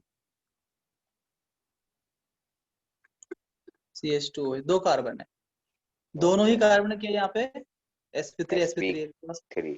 चारों यस सिग्मा सर। बॉन्ड है यहाँ पे, all four sigma bond sp3 hybridization. Correct? मैंने आर यू सिर्फ ऑल? डी का ही स्ट्रक्चर बनाया था। हाँ जी, मैंने सिर्फ डी का ही सर स्ट्रक्चर बाकी बनाया सब में था। O डबल बॉन्ड बना रहा है तो उनका sp3 हो ही नहीं सकता, जरूरत ही नहीं ऐसा थी। एलिमिनेट कर दिया। करेक्ट करेक्ट करेक्ट, नहीं जरूरत ही नहीं है, बस मैं बता रहा हूँ ताकि जिनको कंसेप्ट क्लियर नहीं है, पूरा बता दे। ऐसे गरज ही नहीं है, तुरंत आप देख के बोल सकते हो, है ना, चौथा ऑप्शन। ओके। आप बुद्धिमान लोग हैं यार। धन्यवाद सर। या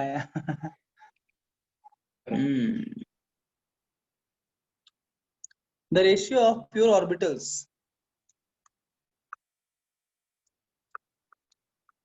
the ratio of pure orbitals to hybrid, अब बताना orbitals in ethylene is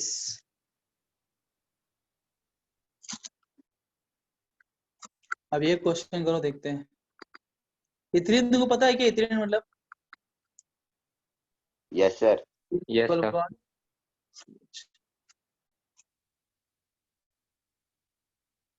Sorry, CH2 double bond CH2 ना? Ethylene is CH2 double bond CH. Ethene, बताइए, आप बताइए, देखते हैं कौन बताता है। अभी नाम लेते हैं, किसका नाम लेते हैं, कौन है? Sir Shivam.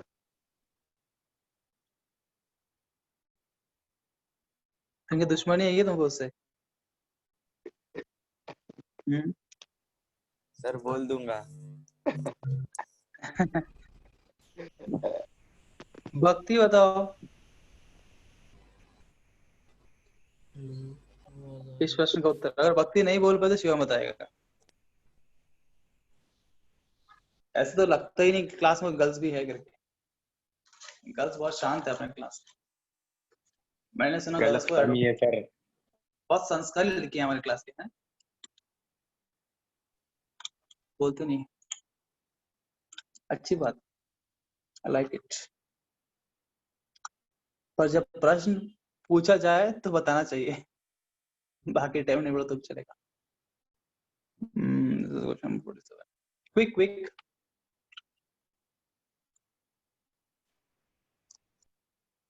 Shivam be ready अगर उसने कुछ बोला नहीं तो। सर मेरा करेक्ट होना जरूरी नहीं है। अरे भाई तुम होशियार हो, टेंशन नहीं है यार।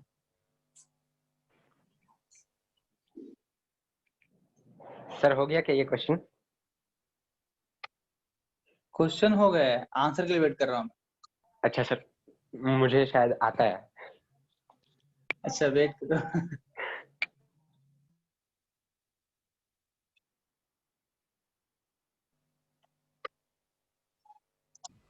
The ratio of pure orbitals to hybridized orbitals in ethylene is. Sir मैं बोलूं? भक्ति कुछ मैं- बोलना है तुमको? सर मेरा शायद तुक्का बेट है। तुक्का नहीं है, भक्ति कुछ थोड़ा बोलो। बहुत। हाँ बोलो बोलो बोलो बोलो। तुम सर बोलो। मेरे को ए लग रहा है। तुमको ए लग रहा है, क्यों ए लग रहा है? सर कार्बन का ऐसा उसमें अकेला से हेलो। सिंगल कार्बन का मतलब तीन ऑर्बिटल्स होंगे और फिर हाइब्रिडाइजेशन में sp² तो 3/2।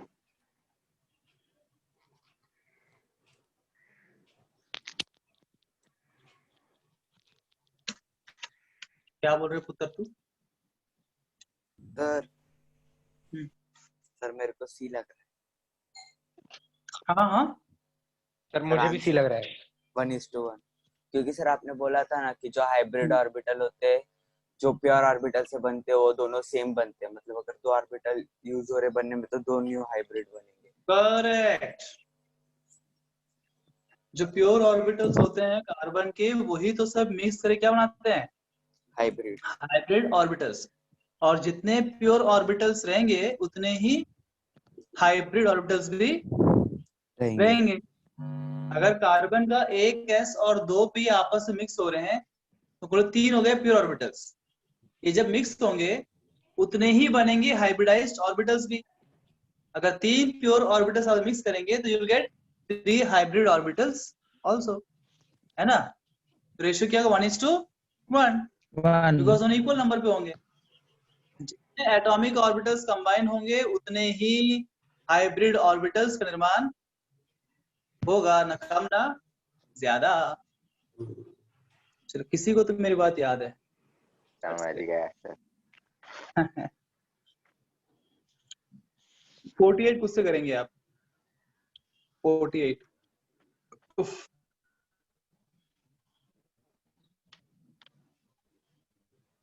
क्वेश्चन नंबर 50 देखते हैं। In which of the following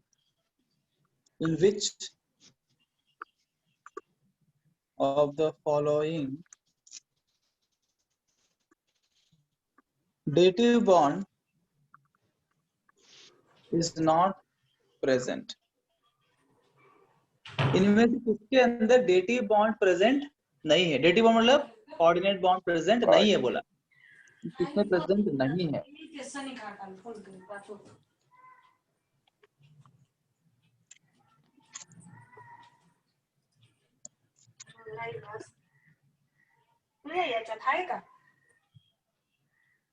उसके लिए आपको स्ट्रक्चर बनाना पड़ेगा सभी का। हाँ,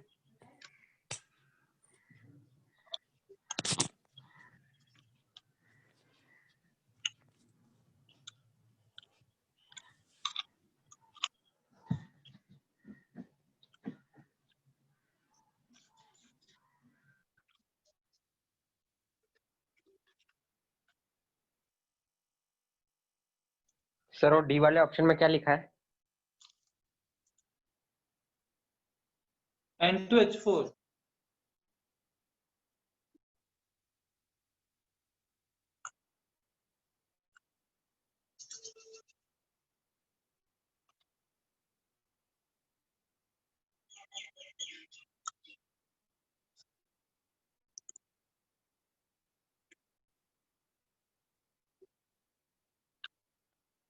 डन किया। देखते हैं 1 by 1।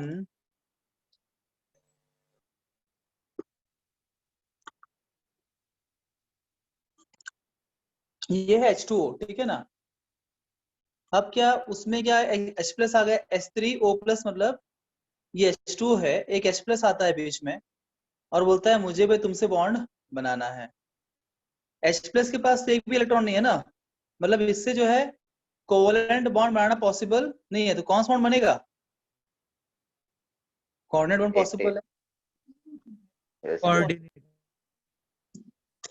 तो H3O प्लस में कोऑर्डिनेट बॉन्ड है। उसके बाद क्या? NH4 plus,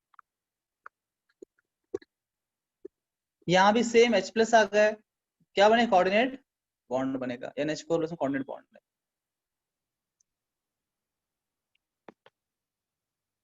Al2Cl6 is a D interesting molecule। शायद, क्या बोले? शायद डी आंसर है सर। डी।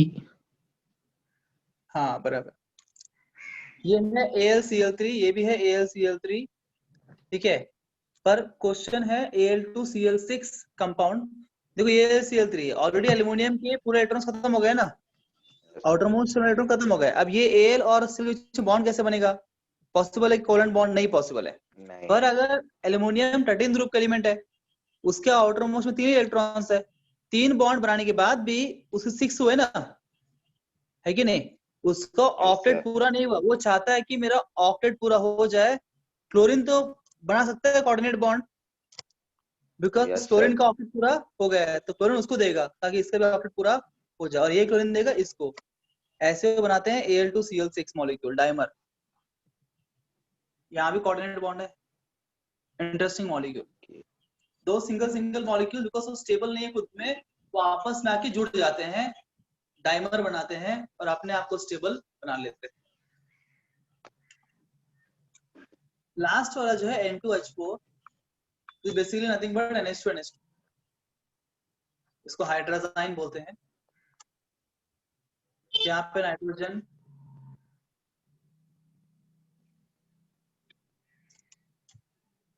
दो नाइट्रोजन, दो हाइड्रोजन।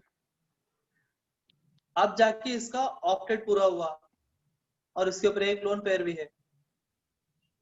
इसमें कोऑर्डिनेट बॉन्ड पॉसिबल है क्या? नहीं पॉसिबल, बिकॉज 3 बॉन्ड बनाने के बाद ही उसका ऑक्टेट पूरा होता है। अब वो कोऑर्डिनेट बॉन्ड एलिजिबल है पर कोई है नहीं बनाने के लिए, इसमें भी कोऑर्डिनेट बॉन्ड नहीं है NH2NH2 में। तो आंसर इज ऑप्शन डी। बरोबर का? Yes, sir. Yes sir. हाँ सर।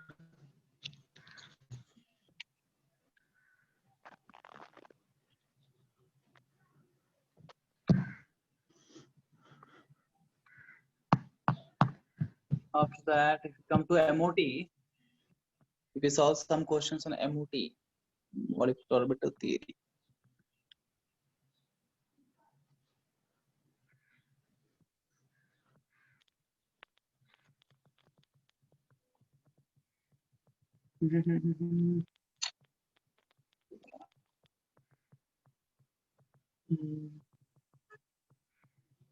क्वेश्चन है स्टेबिलिटी इंक्रीजिंग या डिक्रीजिंग ऑर्डर ऑफ स्टेबिलिटी बताइए। Li2 Li2 plus Li2 plus sorry Li2 minus. This is question number 55. Question is increasing order of stability. कैसे होता है? क्या निकालेंगे इसका स्टेबिलिटी बताने के लिए? बॉन्ड ऑर्डर निकालेंगे। जितना बॉन्ड ऑर्डर ज्यादा होगा उतना अधिक स्टेबल होगा, लेस स्टेबल होगा? सर स्टेबल होगा। स्टेबल होगा ना, प्लस बॉन्ड ऑर्डर ज्यादा मतलब फोर्स ऑफ अट्रैक्शन ज्यादा है। जितना आपस में फोर्स ऑफ अट्रैक्शन ज्यादा उतना स्ट्रांगली दोनों में बॉन्ड रहेंगे। दे आर बॉन्डेड उतना स्ट्रांगली मोर स्टेबल। तो निकालो उसका बॉन्ड ऑर्डर सभी का तीनों का। हाँ sir. Li2 minus Li2 Li2 plus plus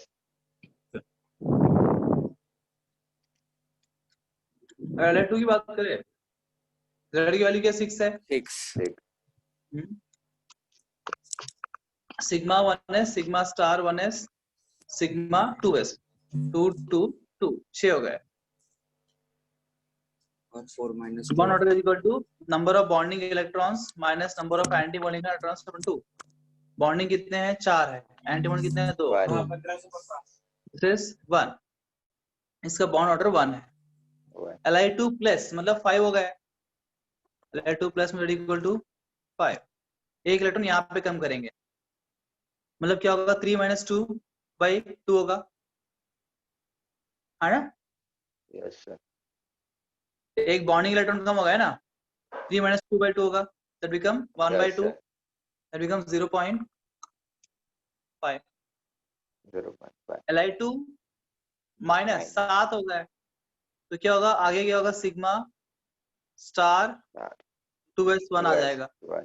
तो एक एंटी बॉन्डिंग इलेक्ट्रॉन्स बढ़ गया मतलब 4 minus 3 by 2 अगेन 1 by 2 है कि नहीं। Yes sir. बताओ जी क्या करेंगे आप।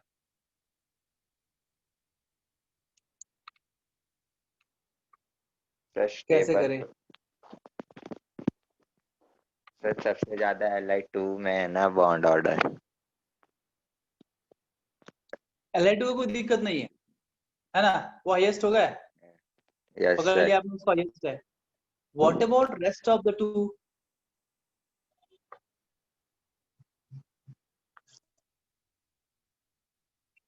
सर Li2 प्लस ज्यादा। सर दोनों की सेम हो गई ना फिर स्टेबिलिटी।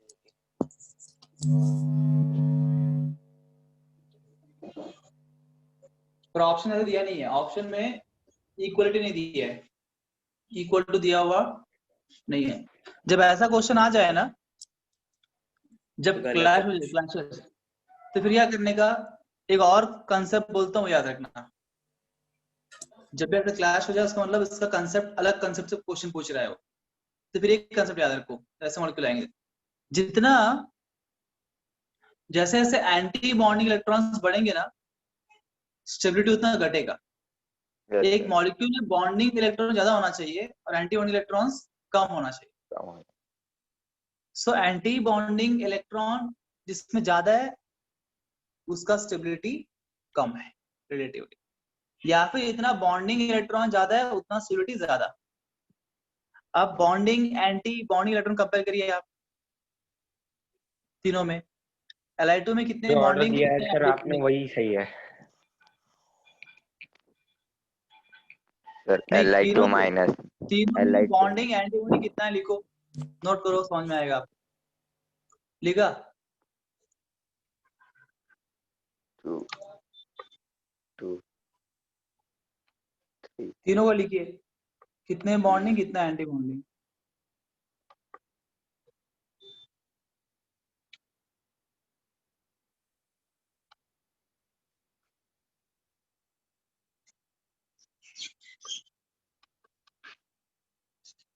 सर 2 2 3 क्या सर Li में 2 और Li2 ये प्लस तो में भी मोस्ट 2। स्टेबल हो गया ना, या यस है ना? Yes sir. इसका बॉन्ड ऑर्डर 1 है, इसका हाईएस्ट है। दिक्कत इन दोनों में है। तो इसमें कितने एंटी बॉन्डिंग इलेक्ट्रॉन्स है? Li2 प्लस में 2। 2 है। इसमें कितने एंटी बॉन्डिंग इलेक्ट्रॉन्स है? 3। 3। दोनों में ज्यादा एंटी, हम जानते हैं जितना अधिक एंटी बॉन्डिंग इलेक्ट्रॉन्स उतना स्टेबिलिटी क्या होगा, घटेगा। उसका मतलब Li2 plus most stable then Li3 plus Li2 minus. इसका बॉन्ड ऑर्डर क्या क्लैश हो गया है, तो कंफ्यूजन क्रिएट हो गया है। तो क्या देखेंगे हम? एंटी बॉन्डिंग इलेक्ट्रॉन्स देखेंगे। जितना अधिक एंटी बॉन्डिंग इलेक्ट्रॉन्स उतना स्टेबिलिटी कम।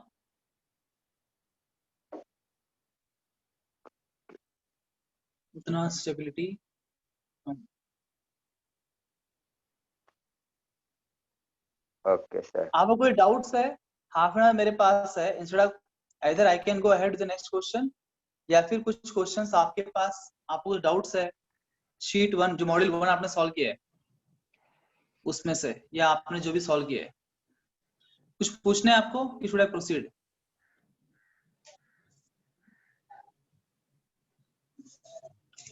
क्यों, आपको सॉल्व करने को समय नहीं मिलता है क्या? सर मिलता है।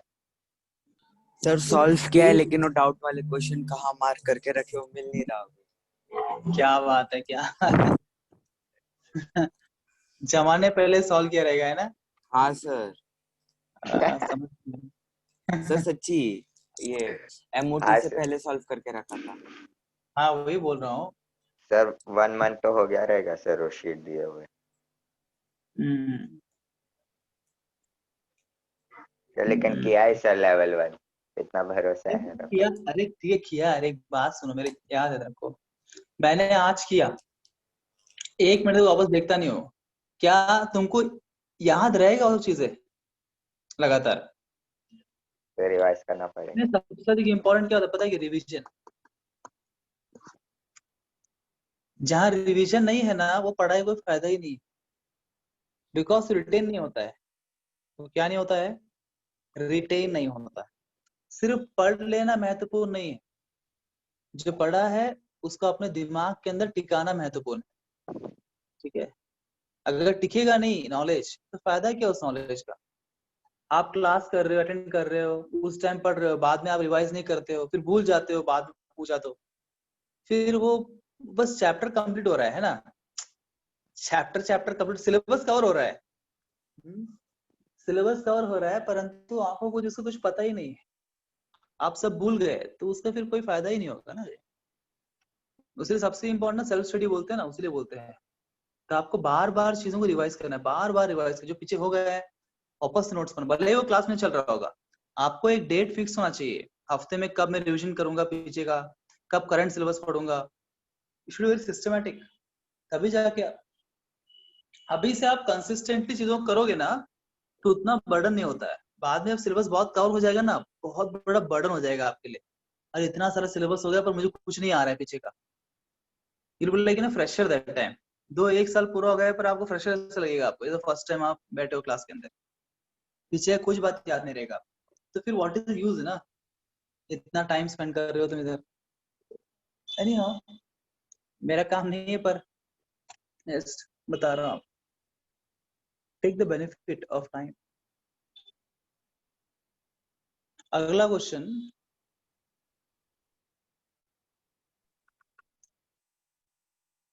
What is correct sequence of bond order? आपको दिया है O2 प्लस, O2 माइनस और O2। बताओ इसे सीक्वेंस ऑफ बॉन्ड ऑर्डर क्या होगा? ज्यादा किसमें से बात, किसमें बात, किसमें? ये तो आप निकाल सकते हो।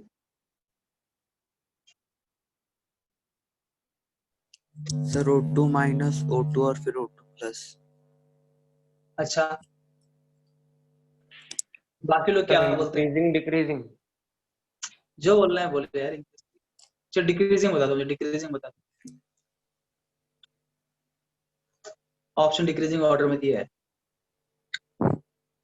डिक्रीजिंग बता दे। Decreasing O2 minus O2 O2 plus. Yes, sir. उसने सेम बोला था ना पहले।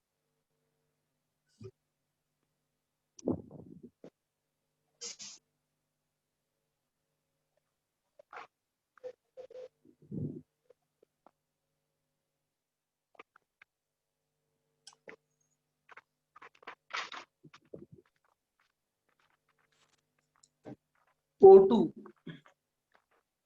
जेड की वैल्यू क्या है 16। O2 प्लस जेड की वैल्यू क्या है 15, O2 माइनस जेड की वैल्यू क्या है 17, देखो 14 के लिए क्या है 3, 3. 15 के लिए 2.5, 15 के लिए क्या होगा 2.5, 2.5, 16 के लिए क्या होगा 2, 17 के लिए क्या होगा 1.5. तो 15 16 17 आएगा ना sequence 15 Yes, is sir. O2 plus then 16 is O2 then O2 minus the sequence of bond order। आपने यही बोला था क्या No, sir. कि उल्टा बोला था? उल्टा बोला। उल्टा बोला था सर. उल्टा. तो जब भी एग्जाम तुमको कोई आंसर देखना होगा ना तो क्या करो पहले आंसर तुम बता दो, तुमको जो भी आंसर रहेगा उसको उल्टा वाला ऑप्शन देके टिक मार देना है ना। हाँ सर, अगर सर दोनों ऑप्शन होते तो फिर हम फंस जाते। चलो यार मजाक कर रहा हूँ, तुम भी सीरियस ले रहे हो। अगला क्वेश्चन है विच of the following species is paramagnetic. Which of the following species is paramagnetic? Options are CO, NO, O2 minus। इनमें से पैरामैग्नेटिक मॉलिक्यूल कौन सा है? शॉर्टकट याद होगा आप?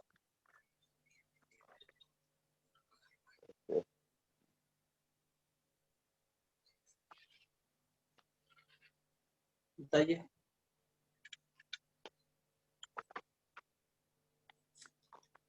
NO sir.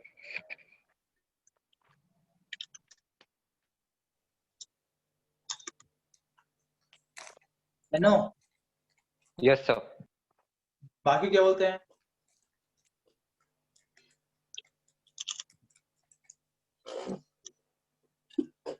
तुम तो सही बोल रहा है क्या? C1 रहा तो डाया, और रहा तो पैरा, एक्सेप्ट 10 and 16 जो इवन है पर पैरा है। याद है शॉर्टकट Yes, sir. यूज करेंगे। जेड की वैल्यू क्या है यहाँ पे 6 + 8 14, मतलब ये डायमैग्नेटिक है। Die. और मतलब Para. 16 + 2 18 diamagnetic, Die. 14 डायमैग्नेटिक, सिर्फ NO is paramagnetic. Magnetic. Very good. Sir shortcut हाँ। याद है, लॉन्ग मेथड क्या था याद नहीं है. लॉन्ग मेथड ये था कि आप इसका इलेक्ट्रॉनिक कॉन्फ़िगरेशन लिखिए, है ना, sigma 1s2 sigma star 1s2 वो सब लिखो, और अगर एक भी उसमें अनपेड इलेक्ट्रॉन प्रेजेंट होगा, तो एक भी पैरामैग्नेटिक. अनपेड इलेक्ट्रॉन प्रेजेंट होगा उसको हम बोलेंगे पैरामैग्नेटिक मॉलिक्यूल। अनपेड मतलब सिंगल इलेक्ट्रॉन, Yes, एक भी sir. ऑर्बिटल एक इलेक्ट्रॉन रहा तो उसको हम बोलेंगे पैरामैग्नेटिक। ठीक है। हाँ। Okay, sir. Yes sir.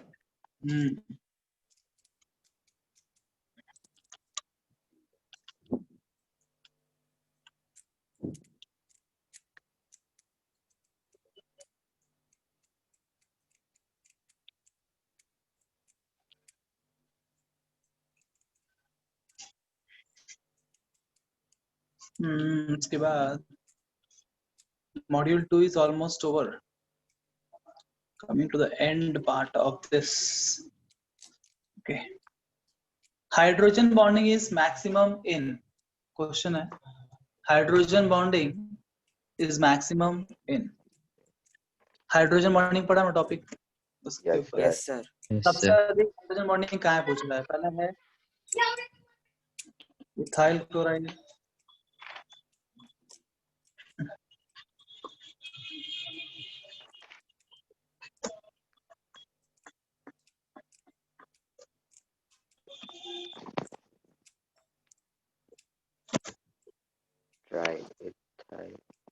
Sir वो अमाइन है ना? हाँ जी, अमाइन, ट्राइइथाइल अमाइन, इथेनॉल ट्राइइथाइल। बताइए। देखो मैक्सिमम दूर की बात है, पहले तो ये होना चाहिए कि उसमें है कि नहीं। पहले ये देखो किस किस के अंदर हाइड्रोजन बॉन्डिंग है। हाइड्रोजन बॉन्डिंग है तो फिर हम कंपेयर करें किसमें बी मैक्सिमम और सी में है सर। हाँ हाँ सर, बी और सी में है बस, बी और सी बी में। और सी में। तुम कॉन्फिडेंट हो? थोड़ा सा। नहीं रहा तो सर आप मैं सुधर- कॉन्फिडेंट हूँ।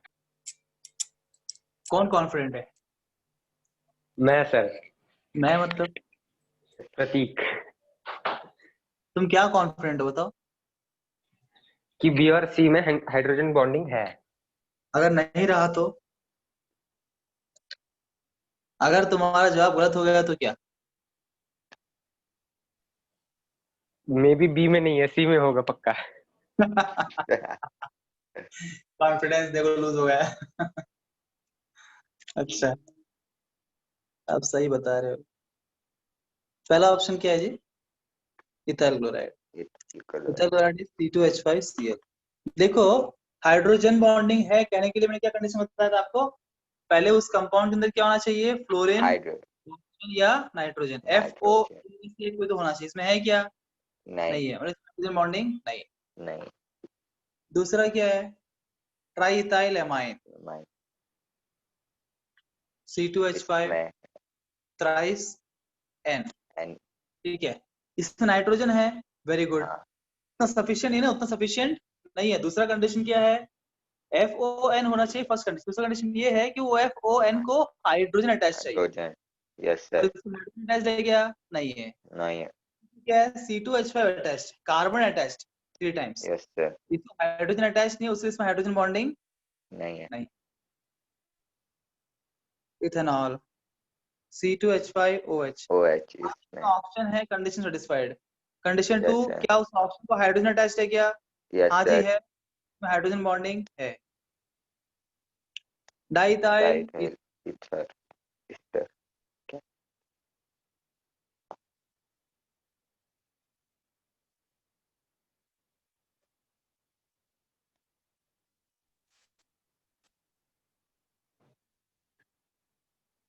C2H5O C2H5। इसमें हाइड्रोजन तो है, सॉरी ऑक्सीजन तो है, पर ऑक्सीजन को हाइड्रोजन अटैच्ड नहीं। नहीं है, इसमें भी नहीं है। तो सिर्फ एक के अंदर ही हाइड्रोजन बॉन्डिंग है, तो why should I compare maximum minimum? What is answer? C. C. Maximum तो ऐसे ही होता है, एक ही में रहता है। मैक्सिमम मिनिमम कुछ भी हो, एक ही तो है। Clear everybody? Yes sir. Yes sir. चलो 3-4 लोग तो है। कभी कभी मुझे अभी मुझे दिखता नहीं ना कौन कौन है क्लास में। मुझे ऐसा लगता है कि मैं सिर्फ 4-5 स्टूडेंट्स का होम ट्यूशन ले रहा हूँ, सर प्राइवेट है क्लास। सर। हाँ? नहीं नहीं, बाकी लोग होंगे, पर मुझे ऐसा फील होता है क्योंकि 3-4 वॉइस सिर्फ आते हैं ना, तो I just feel as if I am taking a private class of 4 to 5 students. Home tutor.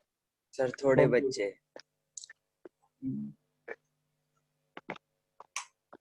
बाकी सब ऑडियंस बन के देख रहे हैं ये लोग बराबर कर रहे हैं कि नहीं कर रहे हैं, सुपरविजन। सर लेकिन हर दिन 30 होते हैं, आज 21 ही है।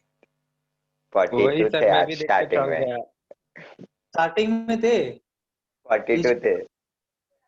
ये क्वेश्चन चल रहा है ना, क्वेश्चन में क्या होता है अगर इसको बाउंसर हो जाता है। देखो प्रॉब्लम यही है, अगर आप हर दिन नहीं पढ़ोगे ना, जब अगर आप हर दिन प्रैक्टिस नहीं करोगे, ठीक है, मान लीजिए आप क्रिकेट खेलने के लिए जाना है आपको मैच में, फाइनल मैचेस इंडिया के मैचेस है, और आपने प्रैक्टिस ही नहीं किया साल भर, डायरेक्टली मैच के लिए जाना है, तो क्या होगा? बहुत सारे लोग डर के मारे घर पे रह जाएंगे, मुझे नहीं जाना है। वैसे एग्जाम से भी होता है ना? अगर कोई एग्जाम देना है आपको हफ्ते के बाद और पूरा हफ्ता कुछ नहीं पढ़ाई आपने उससे, would you like to give the exam? बहुत कम लोग होंगे गट्स वाले जो बिना पढ़े भी एग्जाम ट्राई करना चाहेंगे। मैक्सिमम लोग ड्रॉप ही कर देंगे, एग्जाम नहीं देंगे, बोलेंगे मुझे आता ही नहीं है, एग्जाम दूंगा तो कम स्कोर आ जाएगा, ये डर से नहीं देते। सर देखे भी कम।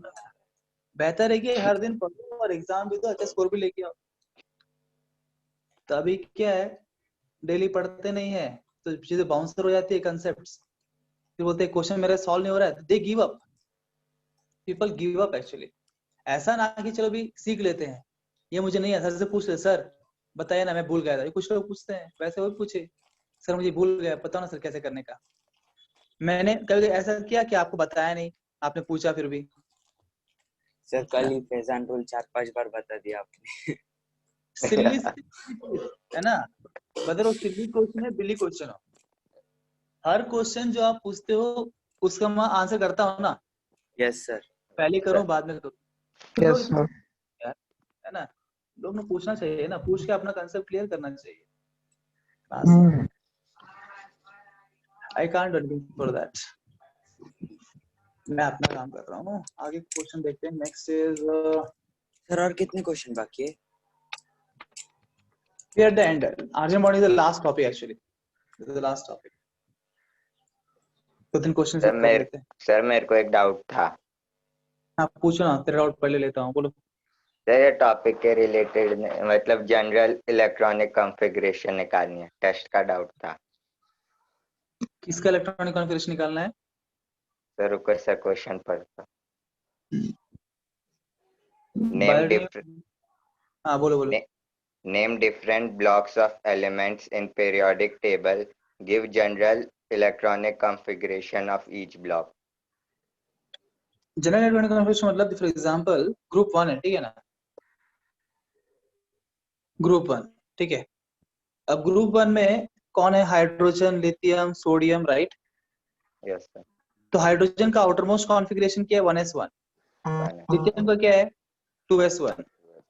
सोडियम का क्या है? 3s1। जनरलाइज कर दो, क्या बोलेंगे हम? ns1। Yes sir. where n is 1 2 3 4 5 6 है ना। ये होगा जनरल कॉन्फ़िगरेशन ऑफ ग्रुप 1। वैसे ग्रुप 2 के लिए क्या होगा? ns2 होगा। 13 ग्रुप के लिए क्या होगा? 13 ग्रुप में क्या होता है? जैसे 13 ग्रुप एक एलिमेंट लेते हैं, बोरॉन एल्युमिनियम लेते हैं। बोरॉन में क्या है? 1s2 2s2 2p1 है ना, 2s2 2p1। एल्युमिनियम क्या है? 3s2 3p1। इससे क्या समझ में आ रहा है? We can take like this, मतलब ये कॉन्फ़िगरेशन है ns2 np1। Yes sir. 13 का 14 का ns2 np2 होगा, समझ रहे हो? Yes sir. समझ गया। Okay sir. क्वेश्चन लेते हैं।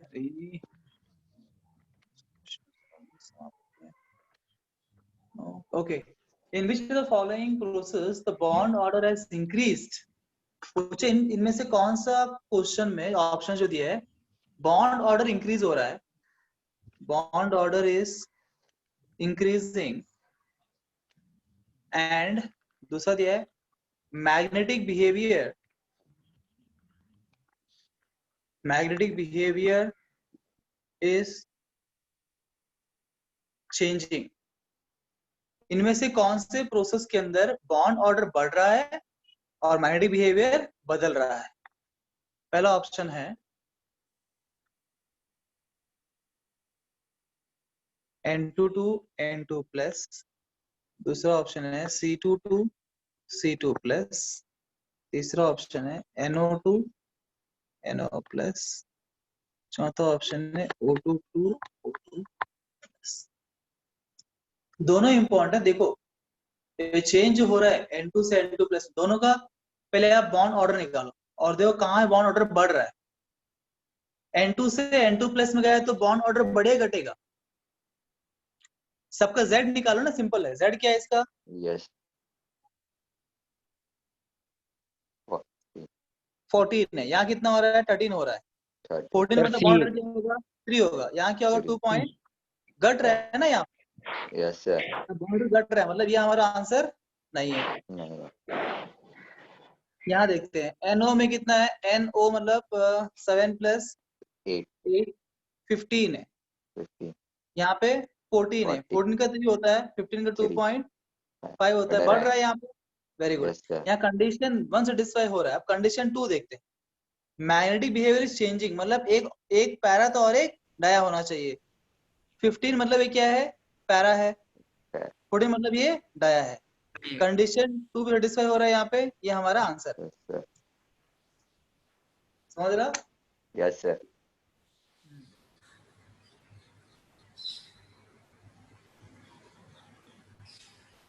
What sir about, option D में भी वैसा ही लग रहा है।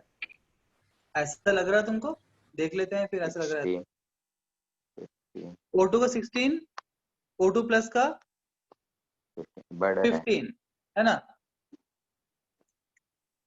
तो 15 का बॉन्ड ऑर्डर क्या है जी? 2.5। 16 का 2, बड़ा ठीक है। बॉन्ड ऑर्डर बढ़ रहा है, कंडीशन 1 सेटिस्फाइड। What about condition 2? Is the medium changing, not changing? यही हाँ पैरा और ये भी 16 का पैरा है, क्यों? आपको एक्सेप्शन पता है होता ना, है। इवन नंबर में 10 and 16 are exceptions, yes sir है ना? 16, 10 एंड 16 इवन होते हुए भी पैरा होंगे, एक्सेप्शन है। यस यहाँ पे मैग्नेटिक चेंज नहीं हो रहा है, ठीक है पुत्र यस सर। जी।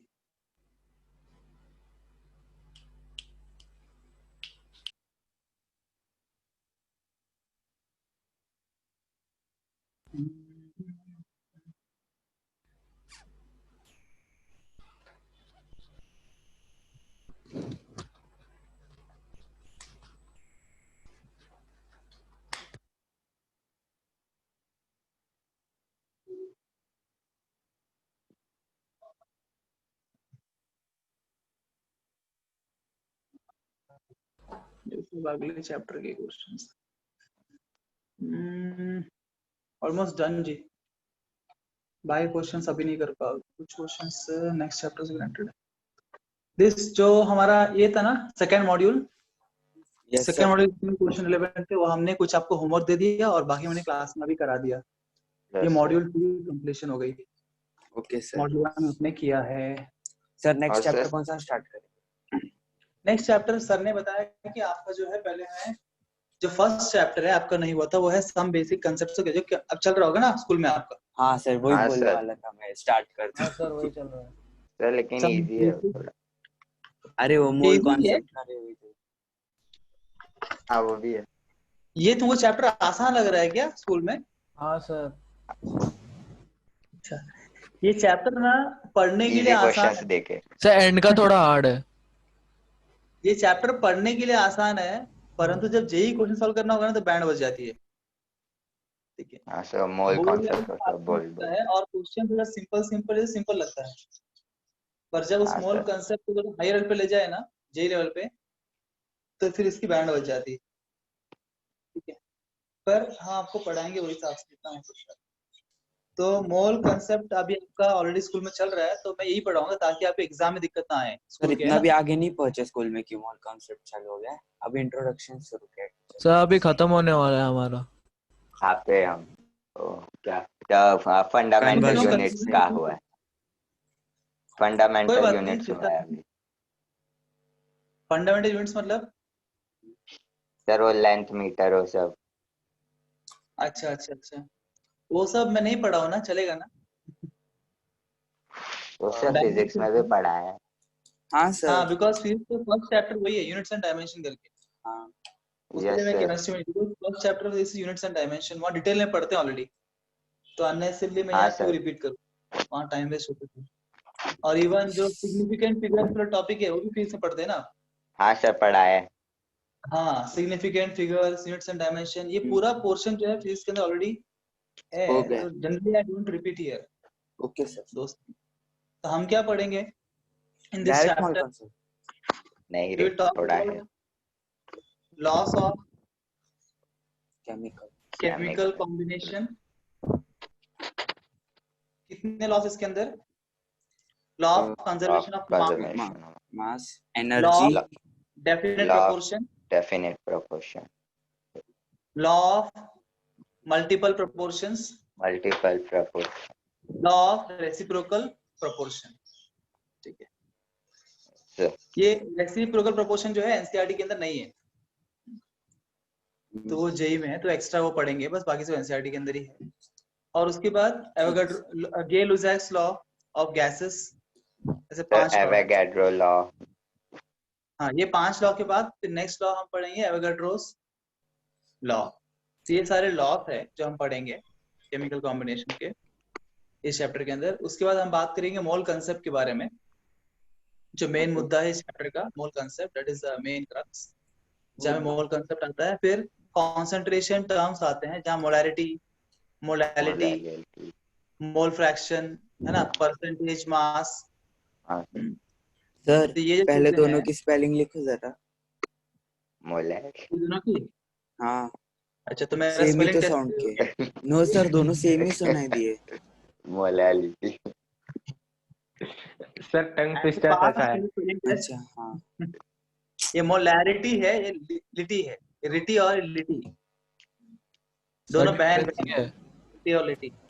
अरे पढ़ेंगे ना, तुम ये ट्रेलर के अंदर ही पिक्चर पूरा देखना चाहते हो, तो पिक्चर तो यार अगले क्लास में बता रहा हूँ क्या क्या पढ़ने वाले हैं।